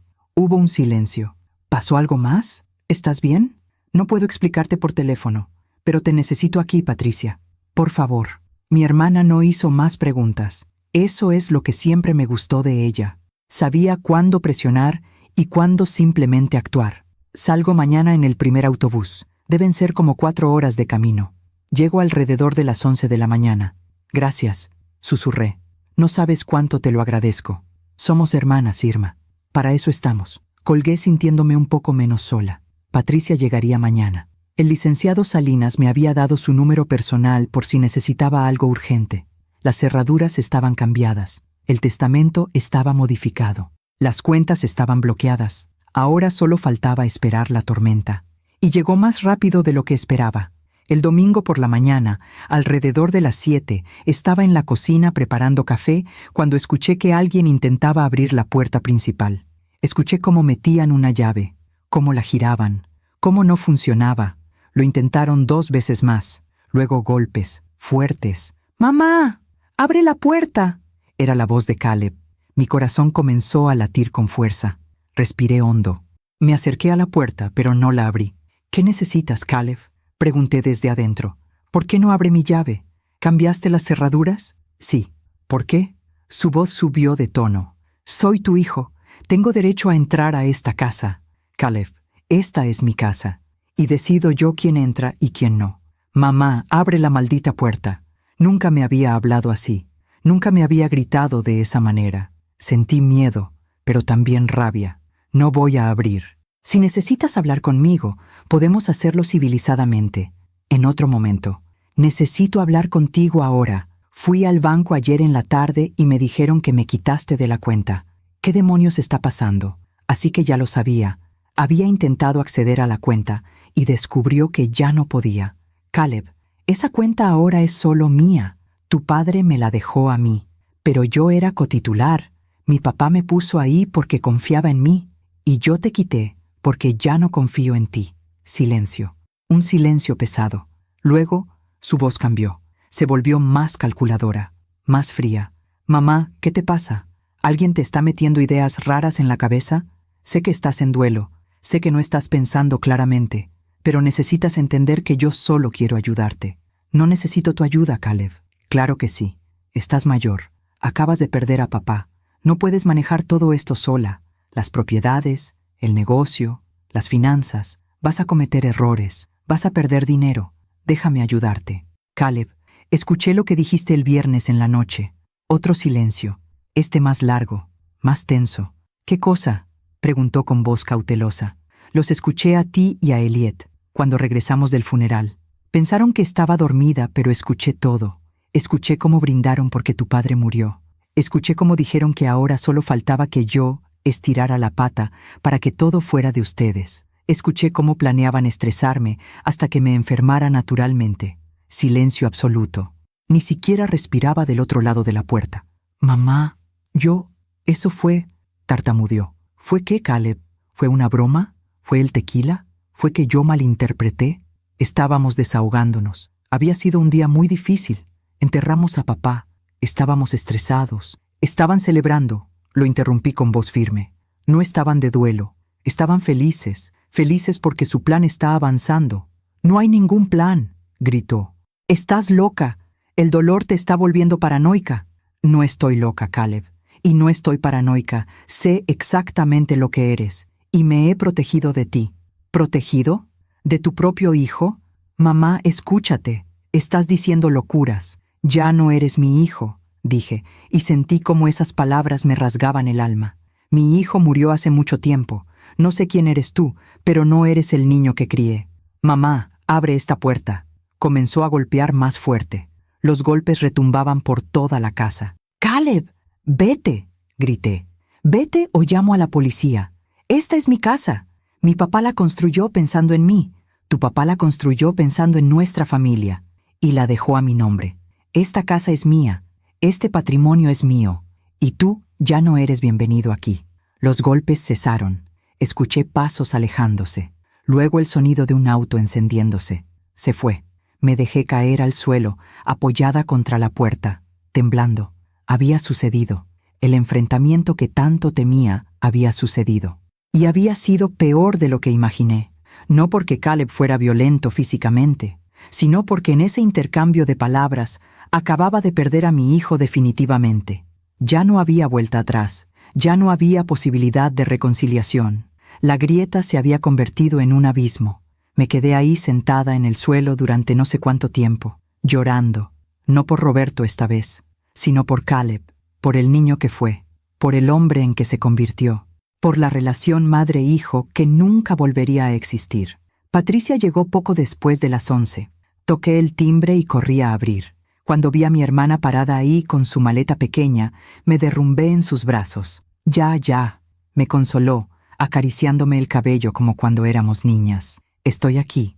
Todo va a estar bien. Entramos a la casa. Le preparé café y le conté todo, absolutamente todo, desde las primeras señales hace 6 años hasta el enfrentamiento de esta mañana. Patricia me escuchó en silencio, con el rostro cada vez más serio. Dios mío, Irma, no puedo creer que Caleb sea capaz de eso. Yo tampoco podía creerlo, por eso me tardé tanto en actuar. Hiciste bien en protegerte. ¿Ya cambiaste las cerraduras del negocio? No, iba a ir mañana temprano. Vamos hoy, ahora mismo. Si Caleb ya sabe que cambiaste las cerraduras de la casa y que lo quitaste de la cuenta, es probable que vaya al negocio a ver qué puede llevarse. Tenía razón. No podíamos esperar. Llamamos a otro cerrajero. Este dijo que podía atendernos en 1 hora. Patricia y yo nos subimos a mi auto y manejamos hasta la bodega donde estaba el negocio de materiales de construcción. Era un local grande en una zona industrial. Roberto lo había rentado hace 15 años. Eventualmente el dueño se lo vendió hace 8 años, así que ahora el local era propiedad nuestra también. Dentro había estantes llenos de bolsas de cemento, varillas de acero, tabiques, herramientas, pinturas, todo tipo de materiales. Abrí la puerta con las llaves que todavía funcionaban. Entramos, encendí las luces, todo parecía en orden. Hice un recorrido rápido revisando los estantes principales. No noté nada extraño a simple vista, pero Patricia encontró algo en la pequeña oficina al fondo de la bodega. «Irma, ven a ver esto», me llamó. En el escritorio de la oficina había una computadora encendida. En la pantalla había una hoja de cálculo abierta. Fechas, cantidades, nombres, pero no eran las transacciones del negocio, eran retiros. 15 de septiembre, 1,200, efectivo, concepto, materiales, sin factura. 22 de septiembre, $800, efectivo, concepto, gasolina, sin factura. 3 de octubre, $2,500, transferencia, concepto, pago proveedor, sin comprobante. La lista continuaba, página tras página de retiros, todos sin documentación, todos marcados como sin factura o sin comprobante. Saqué mi calculadora del bolso. Sumé todas las cantidades. $17,400. Caleb había estado robando del negocio durante meses. Pequeñas cantidades aquí y allá que Roberto, ocupado con su salud deteriorándose, probablemente no notó. O tal vez sí notó, pero decidió no confrontarlo, dándole el beneficio de la duda a su hijo. Ese malnacido, susurró Patricia, no solo está esperando que mueras, también te está robando mientras espera. Sentí náuseas. Imprimí la hoja de cálculo como evidencia. La guardé en mi bolso. Apagué la computadora. El cerrajero llegó media hora después. Cambió las 2 cerraduras, la de la puerta principal y la de la oficina interior. Me entregó los juegos nuevos de llaves. ¿Quiere que instale alguna alarma o cámara?, preguntó el cerrajero. No lo había pensado, pero era buena idea. ¿Puede instalar cámaras de seguridad? No directamente, pero conozco a alguien que sí. Puedo pasarle el contacto. Por favor. Me dio el número. Llamé de inmediato. La persona al otro lado dijo que podía venir mañana lunes en la mañana para instalar un sistema de cámaras. No era barato, pero en ese momento el dinero era lo de menos. Patricia y yo regresamos a casa alrededor de las 5 de la tarde. Preparé algo de cenar. Ninguna de las dos tenía mucho apetito, pero Patricia insistió en que comiéramos, aunque fuera un poco. Mientras cenábamos, mi teléfono sonó. Era un número que no reconocía. «Bueno, doña Irma, habla el oficial Ramírez de la Policía Municipal». Se me heló la sangre. «¿Sí? Recibimos una denuncia hace unas horas. Un joven llamado Caleb Mendoza dice que usted lo ha expulsado ilegalmente de su casa familiar y que le ha negado acceso a cuentas bancarias y propiedades que legalmente le pertenecen». Cerré los ojos. Por supuesto, Caleb había ido a la policía. «Oficial, yo soy la dueña legal de esa casa y de esas cuentas. Tengo todos los documentos que lo prueban. ¿Podría presentarse mañana a la estación para aclarar la situación?» «Por supuesto. ¿A qué hora? ¿Le viene bien a las 10 de la mañana?» «Ahí estaré». Colgué. Le expliqué a Patricia. «Voy contigo», dijo ella sin dudarlo. «No, tú quédate aquí. Necesito que alguien esté en la casa por si Caleb intenta entrar de nuevo». «Irma, no quiero que vayas sola. Voy a llamar al licenciado Salinas. Él me acompañará». Patricia asintió, aunque no se veía convencida. Llamé al licenciado. Le expliqué lo de la denuncia de Caleb. «No se preocupe, doña Irma. Esto es común en casos de disputas familiares. Caleb está intentando usar a las autoridades para presionarla, pero nosotros tenemos todos los documentos en orden. Voy a acompañarla mañana. Pasaré por usted a las 9:30». Esa noche apenas dormí. Patricia durmió en el cuarto de visitas. Yo me quedé en mi habitación, mirando el techo, pensando en cómo mi vida se había convertido en esto, en conflictos legales, en cerraduras cambiadas, en denuncias policiales. Hace una semana yo tenía un esposo, tenía un hijo, tenía una familia. Ahora tenía una casa vacía, un corazón roto y una batalla legal que apenas comenzaba. El lunes por la mañana, el licenciado Salinas llegó puntual. Patricia me abrazó antes de que saliera. «Ten cuidado», me dijo. «Y no dejes que te intimiden». «No lo haré». El licenciado y yo llegamos a la estación de policía a las 10 en punto. Nos recibió el oficial Ramírez, un hombre de unos 40 años con uniforme impecable. «Doña Irma, gracias por venir. Por favor, pasen a mi oficina». Entramos a una sala pequeña con un escritorio metálico y 3 sillas. El oficial se sentó detrás del escritorio. Nosotros enfrente. «Bien, déjeme explicarle la situación. Su hijo Caleb presentó una denuncia alegando que usted lo ha expulsado de su casa familiar, que le ha cambiado las cerraduras sin previo aviso y que le ha negado acceso a cuentas bancarias de las cuales él era cotitular. También alega que le ha prohibido entrar al negocio familiar donde él trabajaba con su padre. Dice que esto es un abuso de autoridad, aprovechándose de que su esposo acaba de fallecer y que usted está manipulando la situación».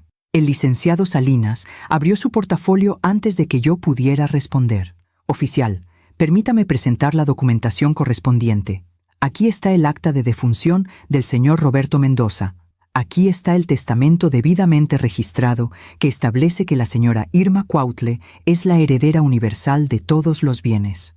Aquí están las escrituras de la propiedad ubicada en calle Reforma 234, que está a nombre de la señora Cuautle y su difunto esposo, y que ahora por derecho de supervivencia pertenece únicamente a ella. Aquí están los documentos del banco que confirman que el señor Caleb Mendoza fue removido como cotitular de la cuenta por decisión de la titular legítima, que es la señora Cuautle. Y aquí está el documento de propiedad del local comercial donde opera el negocio de materiales, también a nombre de la señora Cuautle. El oficial revisó cada documento con cuidado, tomó su tiempo, leyó las letras pequeñas, verificó los sellos y firmas. Finalmente levantó la vista. Todo está en orden. La señora tiene completo derecho legal sobre todas estas propiedades y cuentas. Exacto, dijo el licenciado. El señor Caleb no tiene ninguna reclamación legal. Él no es propietario de ninguna de estas propiedades, no es titular de ninguna de estas cuentas, y su madre, como dueña legal, tiene todo el derecho de decidir quién entra a sus propiedades. Pero es su hijo, dijo el oficial, con expresión confundida. ¿Por qué haría esto? Saqué de mi bolso la hoja de cálculo que encontré en la computadora del negocio. Porque mi hijo, oficial, ha estado robándome. Aquí está la evidencia. $17,400 retirados del negocio en los últimos 4 meses sin documentación. Y además, respiré hondo, porque escuché a mi hijo y a su esposa, el día del funeral de mi marido, celebrar su muerte y planear cómo acelerar la mía para heredar más rápido. El oficial se quedó mudo mirando la hoja. Luego me miró a mí, luego al licenciado. ¿Tiene testigos de esa conversación? No, estaba sola en mi habitación, pero la escuché claramente. Entonces, es su palabra contra la de él. Lo sé, pero esta hoja, señalé el documento, no miente, y me gustaría presentar una denuncia formal por robo. El oficial suspiró pesadamente. Esto se está complicando. Mire, doña Irma, legalmente usted está en su derecho de hacer lo que ha hecho, pero entiendan que esto es un asunto familiar muy delicado. Mi recomendación es que intenten resolver las cosas en privado, tal vez con mediación familiar. Oficial, dijo el licenciado Salinas firmemente, la señora Cuautle no tiene ninguna obligación de mediar nada. Ella es la víctima aquí. Ha sido robada por su propio hijo. Ha sido amenazada indirectamente. Tiene derecho a proteger su patrimonio y su seguridad. El oficial asintió lentamente. Tienen razón.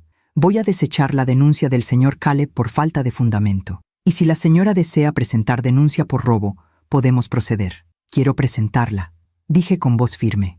Quiero que quede registro oficial de lo que ha hecho. Pasamos la siguiente hora llenando formatos, declarando, anexando evidencias. Cuando finalmente terminamos, el oficial nos entregó una copia del reporte. Esto va a tardar en procesarse, advirtió, y probablemente no lleve a nada si su hijo devuelve el dinero, pero al menos queda el antecedente por si vuelve a haber problemas. Es todo lo que necesito, dije. El antecedente. Salimos de la estación cerca de la 1 de la tarde. El licenciado me llevó a comer algo antes de llevarme de regreso a casa. Lo hizo muy bien, doña Irma, me dijo mientras comíamos. Sé que todo esto es terriblemente doloroso, pero está defendiéndose de la manera correcta. ¿Cuándo termina esto? Pregunté con cansancio. ¿Cuándo puedo volver a vivir en paz? Cuando Caleb entienda que no va a ganar, respondió. Algunos hijos aceptan la situación rápido. Otros tardan años en soltar. No puedo prometerle cuándo terminará. Solo puedo prometerle que yo la apoyaré en todo el proceso. Cuando llegué a casa, Patricia estaba esperándome en la sala. ¿Cómo te fue? Caleb había presentado una denuncia contra mí, pero el licenciado presentó toda la documentación y la desecharon. Yo presenté una denuncia contra él por robo. Bien hecho, dijo Patricia. Ese muchacho necesita aprender que las acciones tienen consecuencias. Esa tarde, mientras tomábamos té en el patio junto a las plantas que Roberto amaba, mi teléfono sonó. Era Eliet. Dudé si contestar, pero algo me hizo hacerlo. ¿Bueno? Doña Irma. La voz de Eliet sonaba diferente, menos arrogante, casi asustada. Necesito hablar con usted. No tengo nada que hablar contigo, Eliet. Por favor, es importante. Es sobre Caleb. Él está muy alterado. Dice que va a demandarla, que va a pelear el testamento, que haga lo que quiera. La interrumpí. Ya tomé todas las precauciones legales necesarias. Si quiere demandarme, que lo haga. Pero no va a ganar. Doña Irma, usted no entiende.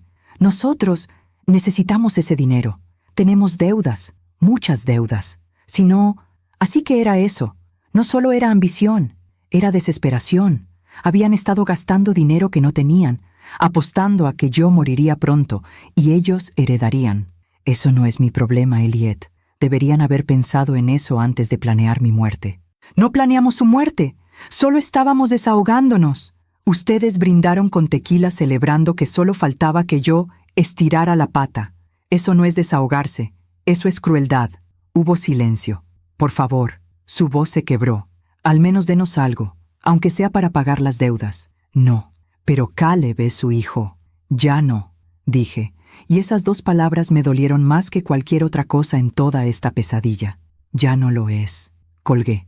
Apagué el teléfono. Patricia me miró con lágrimas en los ojos. Lo siento mucho, hermana. Yo también, susurré. Yo también. Aún me pregunto si hice lo correcto. ¿Y tú? ¿Qué habrías hecho en mi lugar? Las semanas siguientes fueron extrañamente tranquilas, como el silencio que viene después de una tormenta devastadora. Caleb no volvió a aparecer en mi puerta. No volvió a llamar. Elliot tampoco. Era como si hubieran desaparecido de mi vida tan abruptamente como la muerte se llevó a Roberto. Patricia se quedó conmigo durante 3 semanas. Su presencia fue un bálsamo. Por las mañanas desayunábamos juntas en la cocina, mirando el jardín. Por las tardes salíamos a caminar por el parque. Por las noches nos sentábamos en la sala a recordar nuestra infancia, cuando la vida era simple y la familia significaba protección, no traición. ¿Sabes qué extraño más de cuando éramos niñas?, me dijo una noche, que mamá siempre decía, la familia es lo único que importa, y yo le creí toda mi vida, hasta ahora. Mamá no vivió lo suficiente para ver cómo sus nietos pueden traicionar a sus propios padres, respondí con amargura. No todos los hijos son como Caleb, Irma. Hay muchos que honran a sus padres hasta el último día. Lo sé, pero el mío no es uno de ellos. Un mes después del funeral, recibí una carta certificada. Era de un bufete de abogados que no conocía. La abrí con manos temblorosas. Caleb me estaba demandando. Alegaba influencia indebida en la modificación del testamento. Alegaba que yo no estaba en pleno uso de mis facultades mentales cuando lo cambié. Pedía que se anulara el Nuevo Testamento y se restaurara el anterior donde él era albacea y heredero único. Llamé de inmediato al licenciado Salinas. Ya me lo esperaba, dijo con calma. Es el último recurso de alguien desesperado. Pero no se preocupe. Tenemos toda la documentación que prueba que usted estaba perfectamente lúcida. Tiene 60 años, trabaja, maneja, toma decisiones complejas todos los días. Ningún juez va a determinar que no está en sus cabales. ¿Cuánto va a tardar esto? Meses, tal vez un año, pero al final ganaremos. Y así fue. Durante los siguientes meses asistí a audiencias, presenté documentos, respondí preguntas de abogados. El juez ordenó que me evaluara un psiquiatra forense para determinar mi capacidad mental. El doctor me hizo pruebas durante 2 horas. Al final dictaminó: la señora Cuautle muestra plena capacidad cognitiva, lucidez y autonomía en la toma de decisiones. Mientras tanto, yo tomé una decisión que cambiaría mi vida para siempre. Una tarde, 2 meses después del funeral, estaba en casa revisando papeles del negocio cuando encontré un documento que Roberto había guardado en su escritorio. Era un folleto de una fundación que apoyaba a niños huérfanos en Puebla. Roberto lo había marcado con una nota adhesiva que decía: algún día, cuando tengamos más tiempo, me gustaría hacer algo por estos niños. Lloré al leer esas palabras. Roberto siempre quiso ayudar a los demás. Siempre habló de dejar un legado más allá del dinero. Y yo, en su memoria, iba a cumplir ese sueño. Llamé a la fundación. Pregunté cómo podía ayudar. Me invitaron a visitar su centro. Era un edificio modesto en las afueras de Puebla donde vivían 30 niños de entre 5 y 15 años. Niños que habían perdido a sus padres. Niños que no tenían a nadie. Cuando entré y vi sus rostros, algo en mi corazón sanó un poco. Estos niños necesitaban amor. Necesitaban una figura materna. Y yo, que había perdido a mi hijo, podía ofrecerles eso. Empecé a visitarlos todas las semanas. Les llevaba comida, les ayudaba con las tareas, les leía cuentos antes de dormir. Algunos me llamaban tía Irma, otros simplemente me abrazaban en silencio. Un día, la directora de la fundación me llamó aparte. Señora Irma, los niños la adoran. ¿Ha considerado formalizar su apoyo? ¿Formalizar? Ser madrina oficial de la fundación. Ayudarnos no solo con tiempo, sino también financieramente si puede. Esa noche pensé en el testamento modificado, 60% para instituciones de caridad. Esta era la institución perfecta. Quiero donar, le dije a la directora la siguiente semana. Quiero asegurarme de que estos niños tengan educación, comida, atención médica, todo lo que necesiten. ¿Cuánto está pensando donar? Todo lo que pueda mientras viva. Y después de mi muerte, la mayor parte de mi patrimonio. La directora se quedó sin palabras. Luego, lloró conmigo. Los meses pasaron. El juicio avanzaba lentamente. Caleb presentaba argumentos. El licenciado Salinas los refutaba. Yo seguía visitando a los niños del orfanato. Seguía regando las plantas de Roberto. Seguía viviendo. Un día, 6 meses después del funeral, Patricia tuvo que regresar a la Ciudad de México. Su propia vida la esperaba. ¿Vas a estar bien sola?, me preguntó antes de subir al autobús. Voy a estar bien, le aseguré. Ya no estoy sola. Tengo a los niños del orfanato. Tengo mi trabajo pendiente en el negocio. Tengo la memoria de Roberto guiándome. ¿Y Caleb? Caleb tomó sus decisiones. Yo tomé las mías. Ahora cada uno vive con las consecuencias. Patricia me abrazó fuerte. Eres más fuerte de lo que crees, hermana. Cuando se fue, regresé a mi casa. Entré a la habitación que había sido de Caleb cuando era niño. Todavía tenía algunos de sus juguetes viejos, una pelota de fútbol, un casco de juguete como el que usaba cuando visitaba las construcciones con Roberto, una fotografía de los 3 en el marco. Tomé la fotografía, los 3 sonriendo, una familia feliz que ya no existía. Perdóname, hijo, le susurré a la imagen del niño que fue.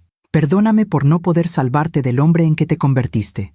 Guardé la fotografía en una caja, cerré la puerta de ese cuarto y decidí que era hora de seguir adelante. No con resentimiento, no con odio, sino con la paz que viene de saber que hice lo correcto, que me defendí cuando nadie más lo haría, que protegí el legado de Roberto, que convertí el dolor en algo útil para niños que sí necesitaban amor. El juicio finalmente terminó 9 meses después del funeral. El juez dictaminó a mi favor. El testamento modificado era válido. Caleb perdió. No sentí alegría, solo alivio. Esa noche me senté en el patio bajo las estrellas. Las plantas de Roberto habían crecido hermosas bajo mi cuidado. El árbol de naranjas tenía frutos maduros. Corté uno. Lo pelé. Probé un gajo. Dulce. A pesar de todo, la vida todavía podía ser dulce. 2 años pasaron desde aquel funeral lluvioso de octubre.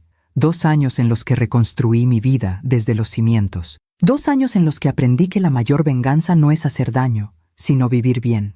Yo seguía visitando el orfanato cada semana. Ahora era la madrina oficial. Había financiado la renovación del comedor y la biblioteca. Los niños me esperaban cada jueves con abrazos y sonrisas. Algunos ya me decían, Abuela Irma.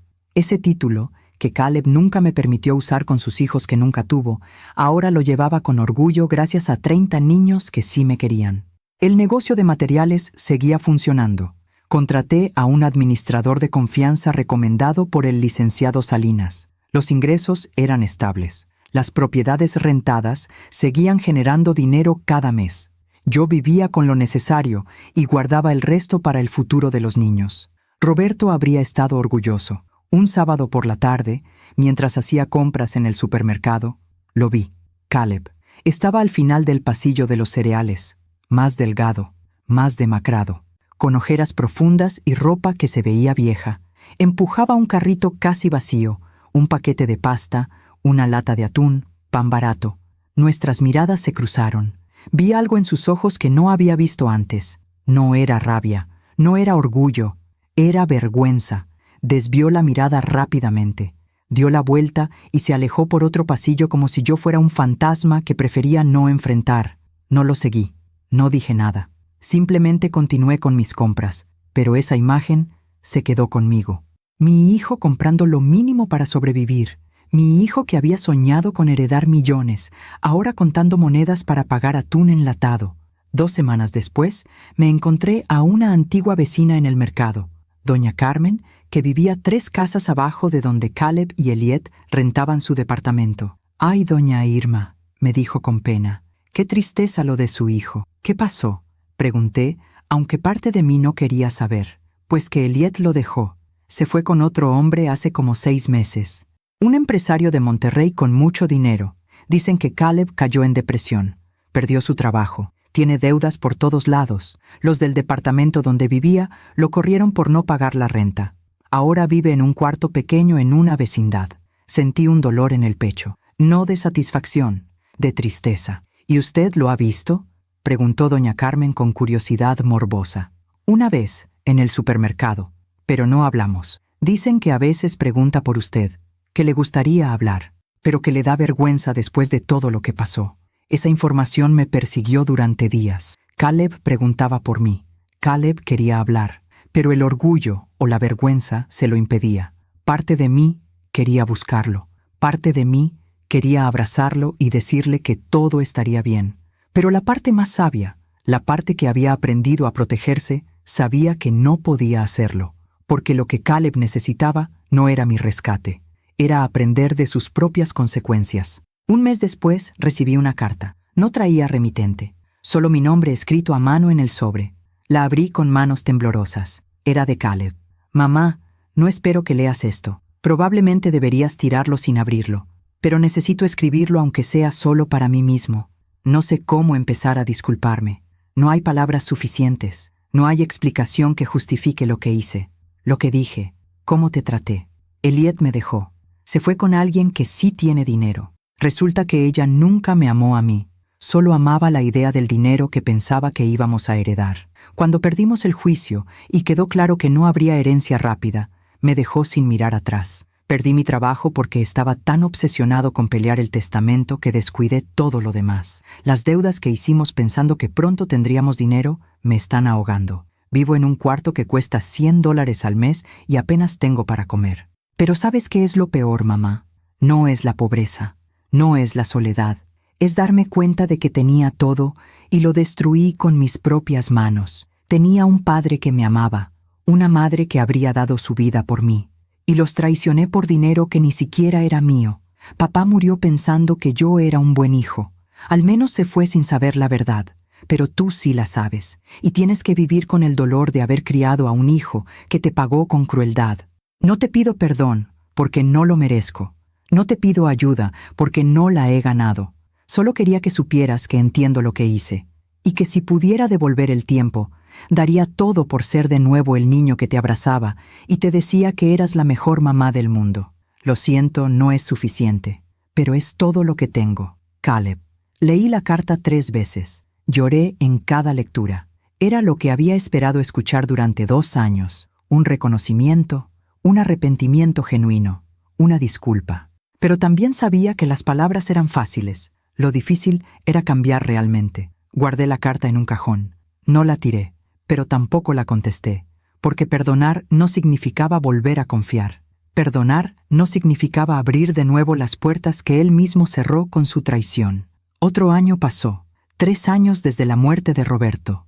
Yo tenía 63 años, el cabello completamente blanco ahora, arrugas más profundas alrededor de los ojos, pero también una paz interior que nunca había tenido antes. Un día, el licenciado Salinas me llamó. Doña Irma, tengo noticias. Caleb está en el hospital. Se me detuvo el corazón. ¿Qué pasó? Una úlcera sangrante, por estrés y mala alimentación. Está estable, pero los médicos dicen que estuvo grave. No tiene seguro médico, no tiene dinero para pagar. El hospital social lo está atendiendo, pero pensé que debía saberlo. ¿Qué hospital? El general. Pero doña Irma, piénselo bien antes de ir. Usted no tiene obligación. Lo sé, interrumpí, pero necesito verlo. Solo una vez. Fui al hospital esa misma tarde. Pregunté en recepción.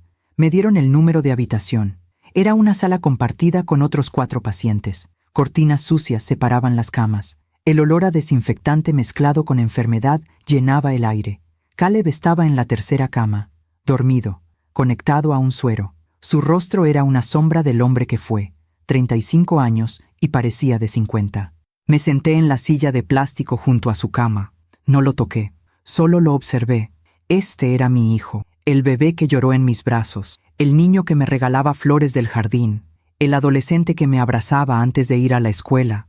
Este también era el hombre que celebró la muerte de su padre, el hombre que planeó mi muerte, el hombre que me robó. Ambos eran la misma persona, y tenía que aceptar esa verdad dolorosa. Sus ojos se abrieron lentamente. Me vio. Lágrimas inmediatas rodaron por sus mejillas. «Mamá», susurró con voz ronca, Hola, Caleb. No esperaba que vinieras. Yo tampoco. Silencio. Un silencio pesado con 3 años de dolor entre nosotros. Recibí tu carta, dije finalmente. ¿La leíste? Sí. Y entiendo que te arrepientes, pero el arrepentimiento no borra lo que hiciste. Asintió, con más lágrimas cayendo. Lo sé. El doctor dice que estuviste grave. Sí. Pensé que iba a morir. Y lo único que pensaba era que moriría sin que tú supieras cuánto lo lamento. Ahora lo sé. Me levanté de la silla. Mamá, espera. Su voz se quebró. ¿Puedo pedirte algo? ¿Qué? ¿Algún día podrás perdonarme? Lo miré a los ojos. Vi al niño. Vi al monstruo. Vi al hombre quebrado en una cama de hospital. Algún día, dije suavemente. Pero ese día todavía no llega. Salí de la habitación. Bajé al área de administración. Le dije a la trabajadora social que pagaría los gastos médicos de Caleb Mendoza. Nada más. No su renta, no sus deudas, solo lo necesario para que no muriera en ese hospital. Porque eso era lo que Roberto habría hecho. Porque yo todavía era su madre, aunque él ya no fuera mi hijo en el sentido que alguna vez lo fue. Salí del hospital con el corazón pesado, pero la conciencia tranquila. La vida le había cobrado a Caleb. Le había cobrado cada risa cruel, cada plan mezquino, cada traición. No necesité hacer nada. La vida tiene su propia forma de balancear las cuentas, y yo, finalmente, estaba en paz con eso. Han pasado 5 años desde aquel funeral lluvioso, 5 años desde que escuché aquellas palabras que cambiaron mi vida para siempre. Finalmente, ahora solo falta que ella estire la pata y todo será nuestro. Hoy tengo 65 años, el cabello completamente blanco, las manos marcadas por el tiempo, pero el corazón, paradójicamente, más ligero que nunca. Sigo visitando el orfanato cada semana. Algunos de aquellos niños ya son adolescentes. 2 de ellos entraron a la universidad con becas que la fundación les otorgó. Me llaman para contarme sus logros. Me invitan a sus graduaciones. Me consideran familia. Esa es la ironía más hermosa de mi vida. Perdí al hijo que nació de mi vientre, pero gané 30 hijos que nacieron de mi corazón. El negocio de Roberto sigue funcionando bien. Las rentas siguen llegando cada mes. Vivo con lo necesario. El resto lo guardo para los niños y para las instituciones que especifiqué en mi testamento. Mi hermana Patricia me visita cada 2 meses. Nos sentamos en el patio, bajo el árbol de naranjas que ahora es enorme y da frutos dulces todo el año. Tomamos café con pan dulce. Recordamos, reímos, a veces lloramos. ¿Has vuelto a saber de Caleb?, me preguntó en su última visita. Sí, me escribe cada 6 meses aproximadamente. Cartas cortas. Me cuenta cómo está. Me dice que sigue arrepentido, que está intentando reconstruir su vida. Consiguió un trabajo modesto en una ferretería. Vive solo. Eliet nunca volvió. ¿Y tú? ¿Le respondes? A veces. Mensajes breves. Le pregunto cómo está su salud. Le deseo lo mejor. Pero no más que eso. ¿Crees que algún día podrán reconciliarse? Pensé en esa pregunta durante largo tiempo antes de responder. No lo sé, Patricia. El perdón es un proceso. Yo ya no siento rabia hacia él. Ya no deseo su mal. Incluso oro porque encuentre paz. Pero confiar de nuevo, eso es algo que tal vez nunca pueda recuperar. Y está bien así. Algunas relaciones, una vez rotas, nunca vuelven a ser lo que fueron. Y aceptar eso también es sabiduría. El otro día, mientras regaba las plantas del patio, esas mismas plantas que Roberto cuidaba con tanto amor, me puse a pensar en todo lo que viví. Si alguien me hubiera dicho hace 6 años que mi hijo me traicionaría, que perdería a mi esposo, que terminaría en batallas legales y corazones rotos, probablemente no habría tenido el valor para seguir adelante. Pero aquí estoy, todavía de pie, todavía con ganas de vivir, porque aprendí algo fundamental en estos 5 años. La vida no se trata de evitar el dolor. El dolor es inevitable. La vida se trata de lo que haces con ese dolor. Si lo dejas que te destruya o si lo transformas en sabiduría. Yo escogí transformarlo. Transformé mi dolor en amor para niños huérfanos. Transformé mi traición en límites saludables. Transformé mi pérdida en gratitud por lo que tuve mientras duró. Roberto fue un gran hombre. 37 años a su lado fueron un regalo. El hecho de que terminaran en dolor no borra la belleza que vivimos juntos. Caleb fue un buen niño. Los primeros 25 años con él fueron hermosos. El hecho de que se perdiera en el camino no borra los recuerdos dulces de su infancia. Puedo sostener ambas verdades en mi corazón sin que me destruyan. A veces, cuando el sol se pone y pinto el cielo de naranjas y rosas, me siento en la mecedora del patio. Esa misma mecedora donde Roberto se sentaba a leer el periódico. Y hablo con él. Mi amor, le digo al viento. Hice lo que tenía que hacer. Protegí lo que construimos. Honré tu memoria de la manera que sé que hubieras querido. Los niños del orfanato tienen educación gracias a ti. Tienen comida. Tienen esperanza. Ese es tu verdadero legado. No el dinero, sino el amor multiplicado. Y juro que a veces siento su presencia, en el aroma de las gardenias, en el sonido del viento entre las hojas, en la dulzura de las naranjas que caen del árbol. Él sigue aquí, de alguna manera, cuidándome. En cuanto a Caleb, también oro por él.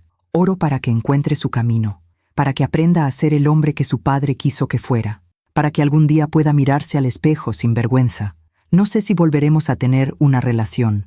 No sé si algún día podré abrazarlo de nuevo sin sentir ese nudo en el estómago, pero sé que le deseo lo mejor, y que si algún día él realmente cambia, no por interés sino por genuina transformación, tal vez podamos construir algo nuevo, no lo que teníamos. Eso se perdió para siempre, pero tal vez algo diferente, algo más honesto. Por ahora estoy bien, estoy en paz. Tengo mi casa, mis plantas, mis niños del orfanato, mis recuerdos buenos de Roberto, mi hermana Patricia, el licenciado Salinas que se convirtió en un amigo. Tengo suficiente. Si mi historia ayuda a una sola mujer a abrir los ojos, habrá valido la pena. Si alguna madre escuchando esto reconoce las señales que yo ignoré durante años, habrá valido la pena. Si alguien aprende que está bien poner límites incluso con la familia, habrá valido la pena. Porque esa es la verdad que más me costó aprender. Amar a alguien no significa permitir que te destruyan. Ser madre no significa sacrificarte hasta desaparecer. Puedes amar y protegerte al mismo tiempo. Y eso no te hace mala persona, te hace sabia. Roberto solía decir que las plantas necesitan agua, sol y paciencia para crecer, pero también necesitan que cortes las ramas enfermas para que no maten al resto del árbol. Caleb fue mi rama enferma, y tuve que cortarla para salvar mi propia vida. Fue la decisión más dolorosa que tomé jamás, pero también fue la que me salvó. Ahora, cada mañana cuando despierto, lo primero que veo es la fotografía de Roberto sobre mi buró. Le sonrío, le doy los buenos días, y le agradezco por haberme enseñado lo que es el amor verdadero.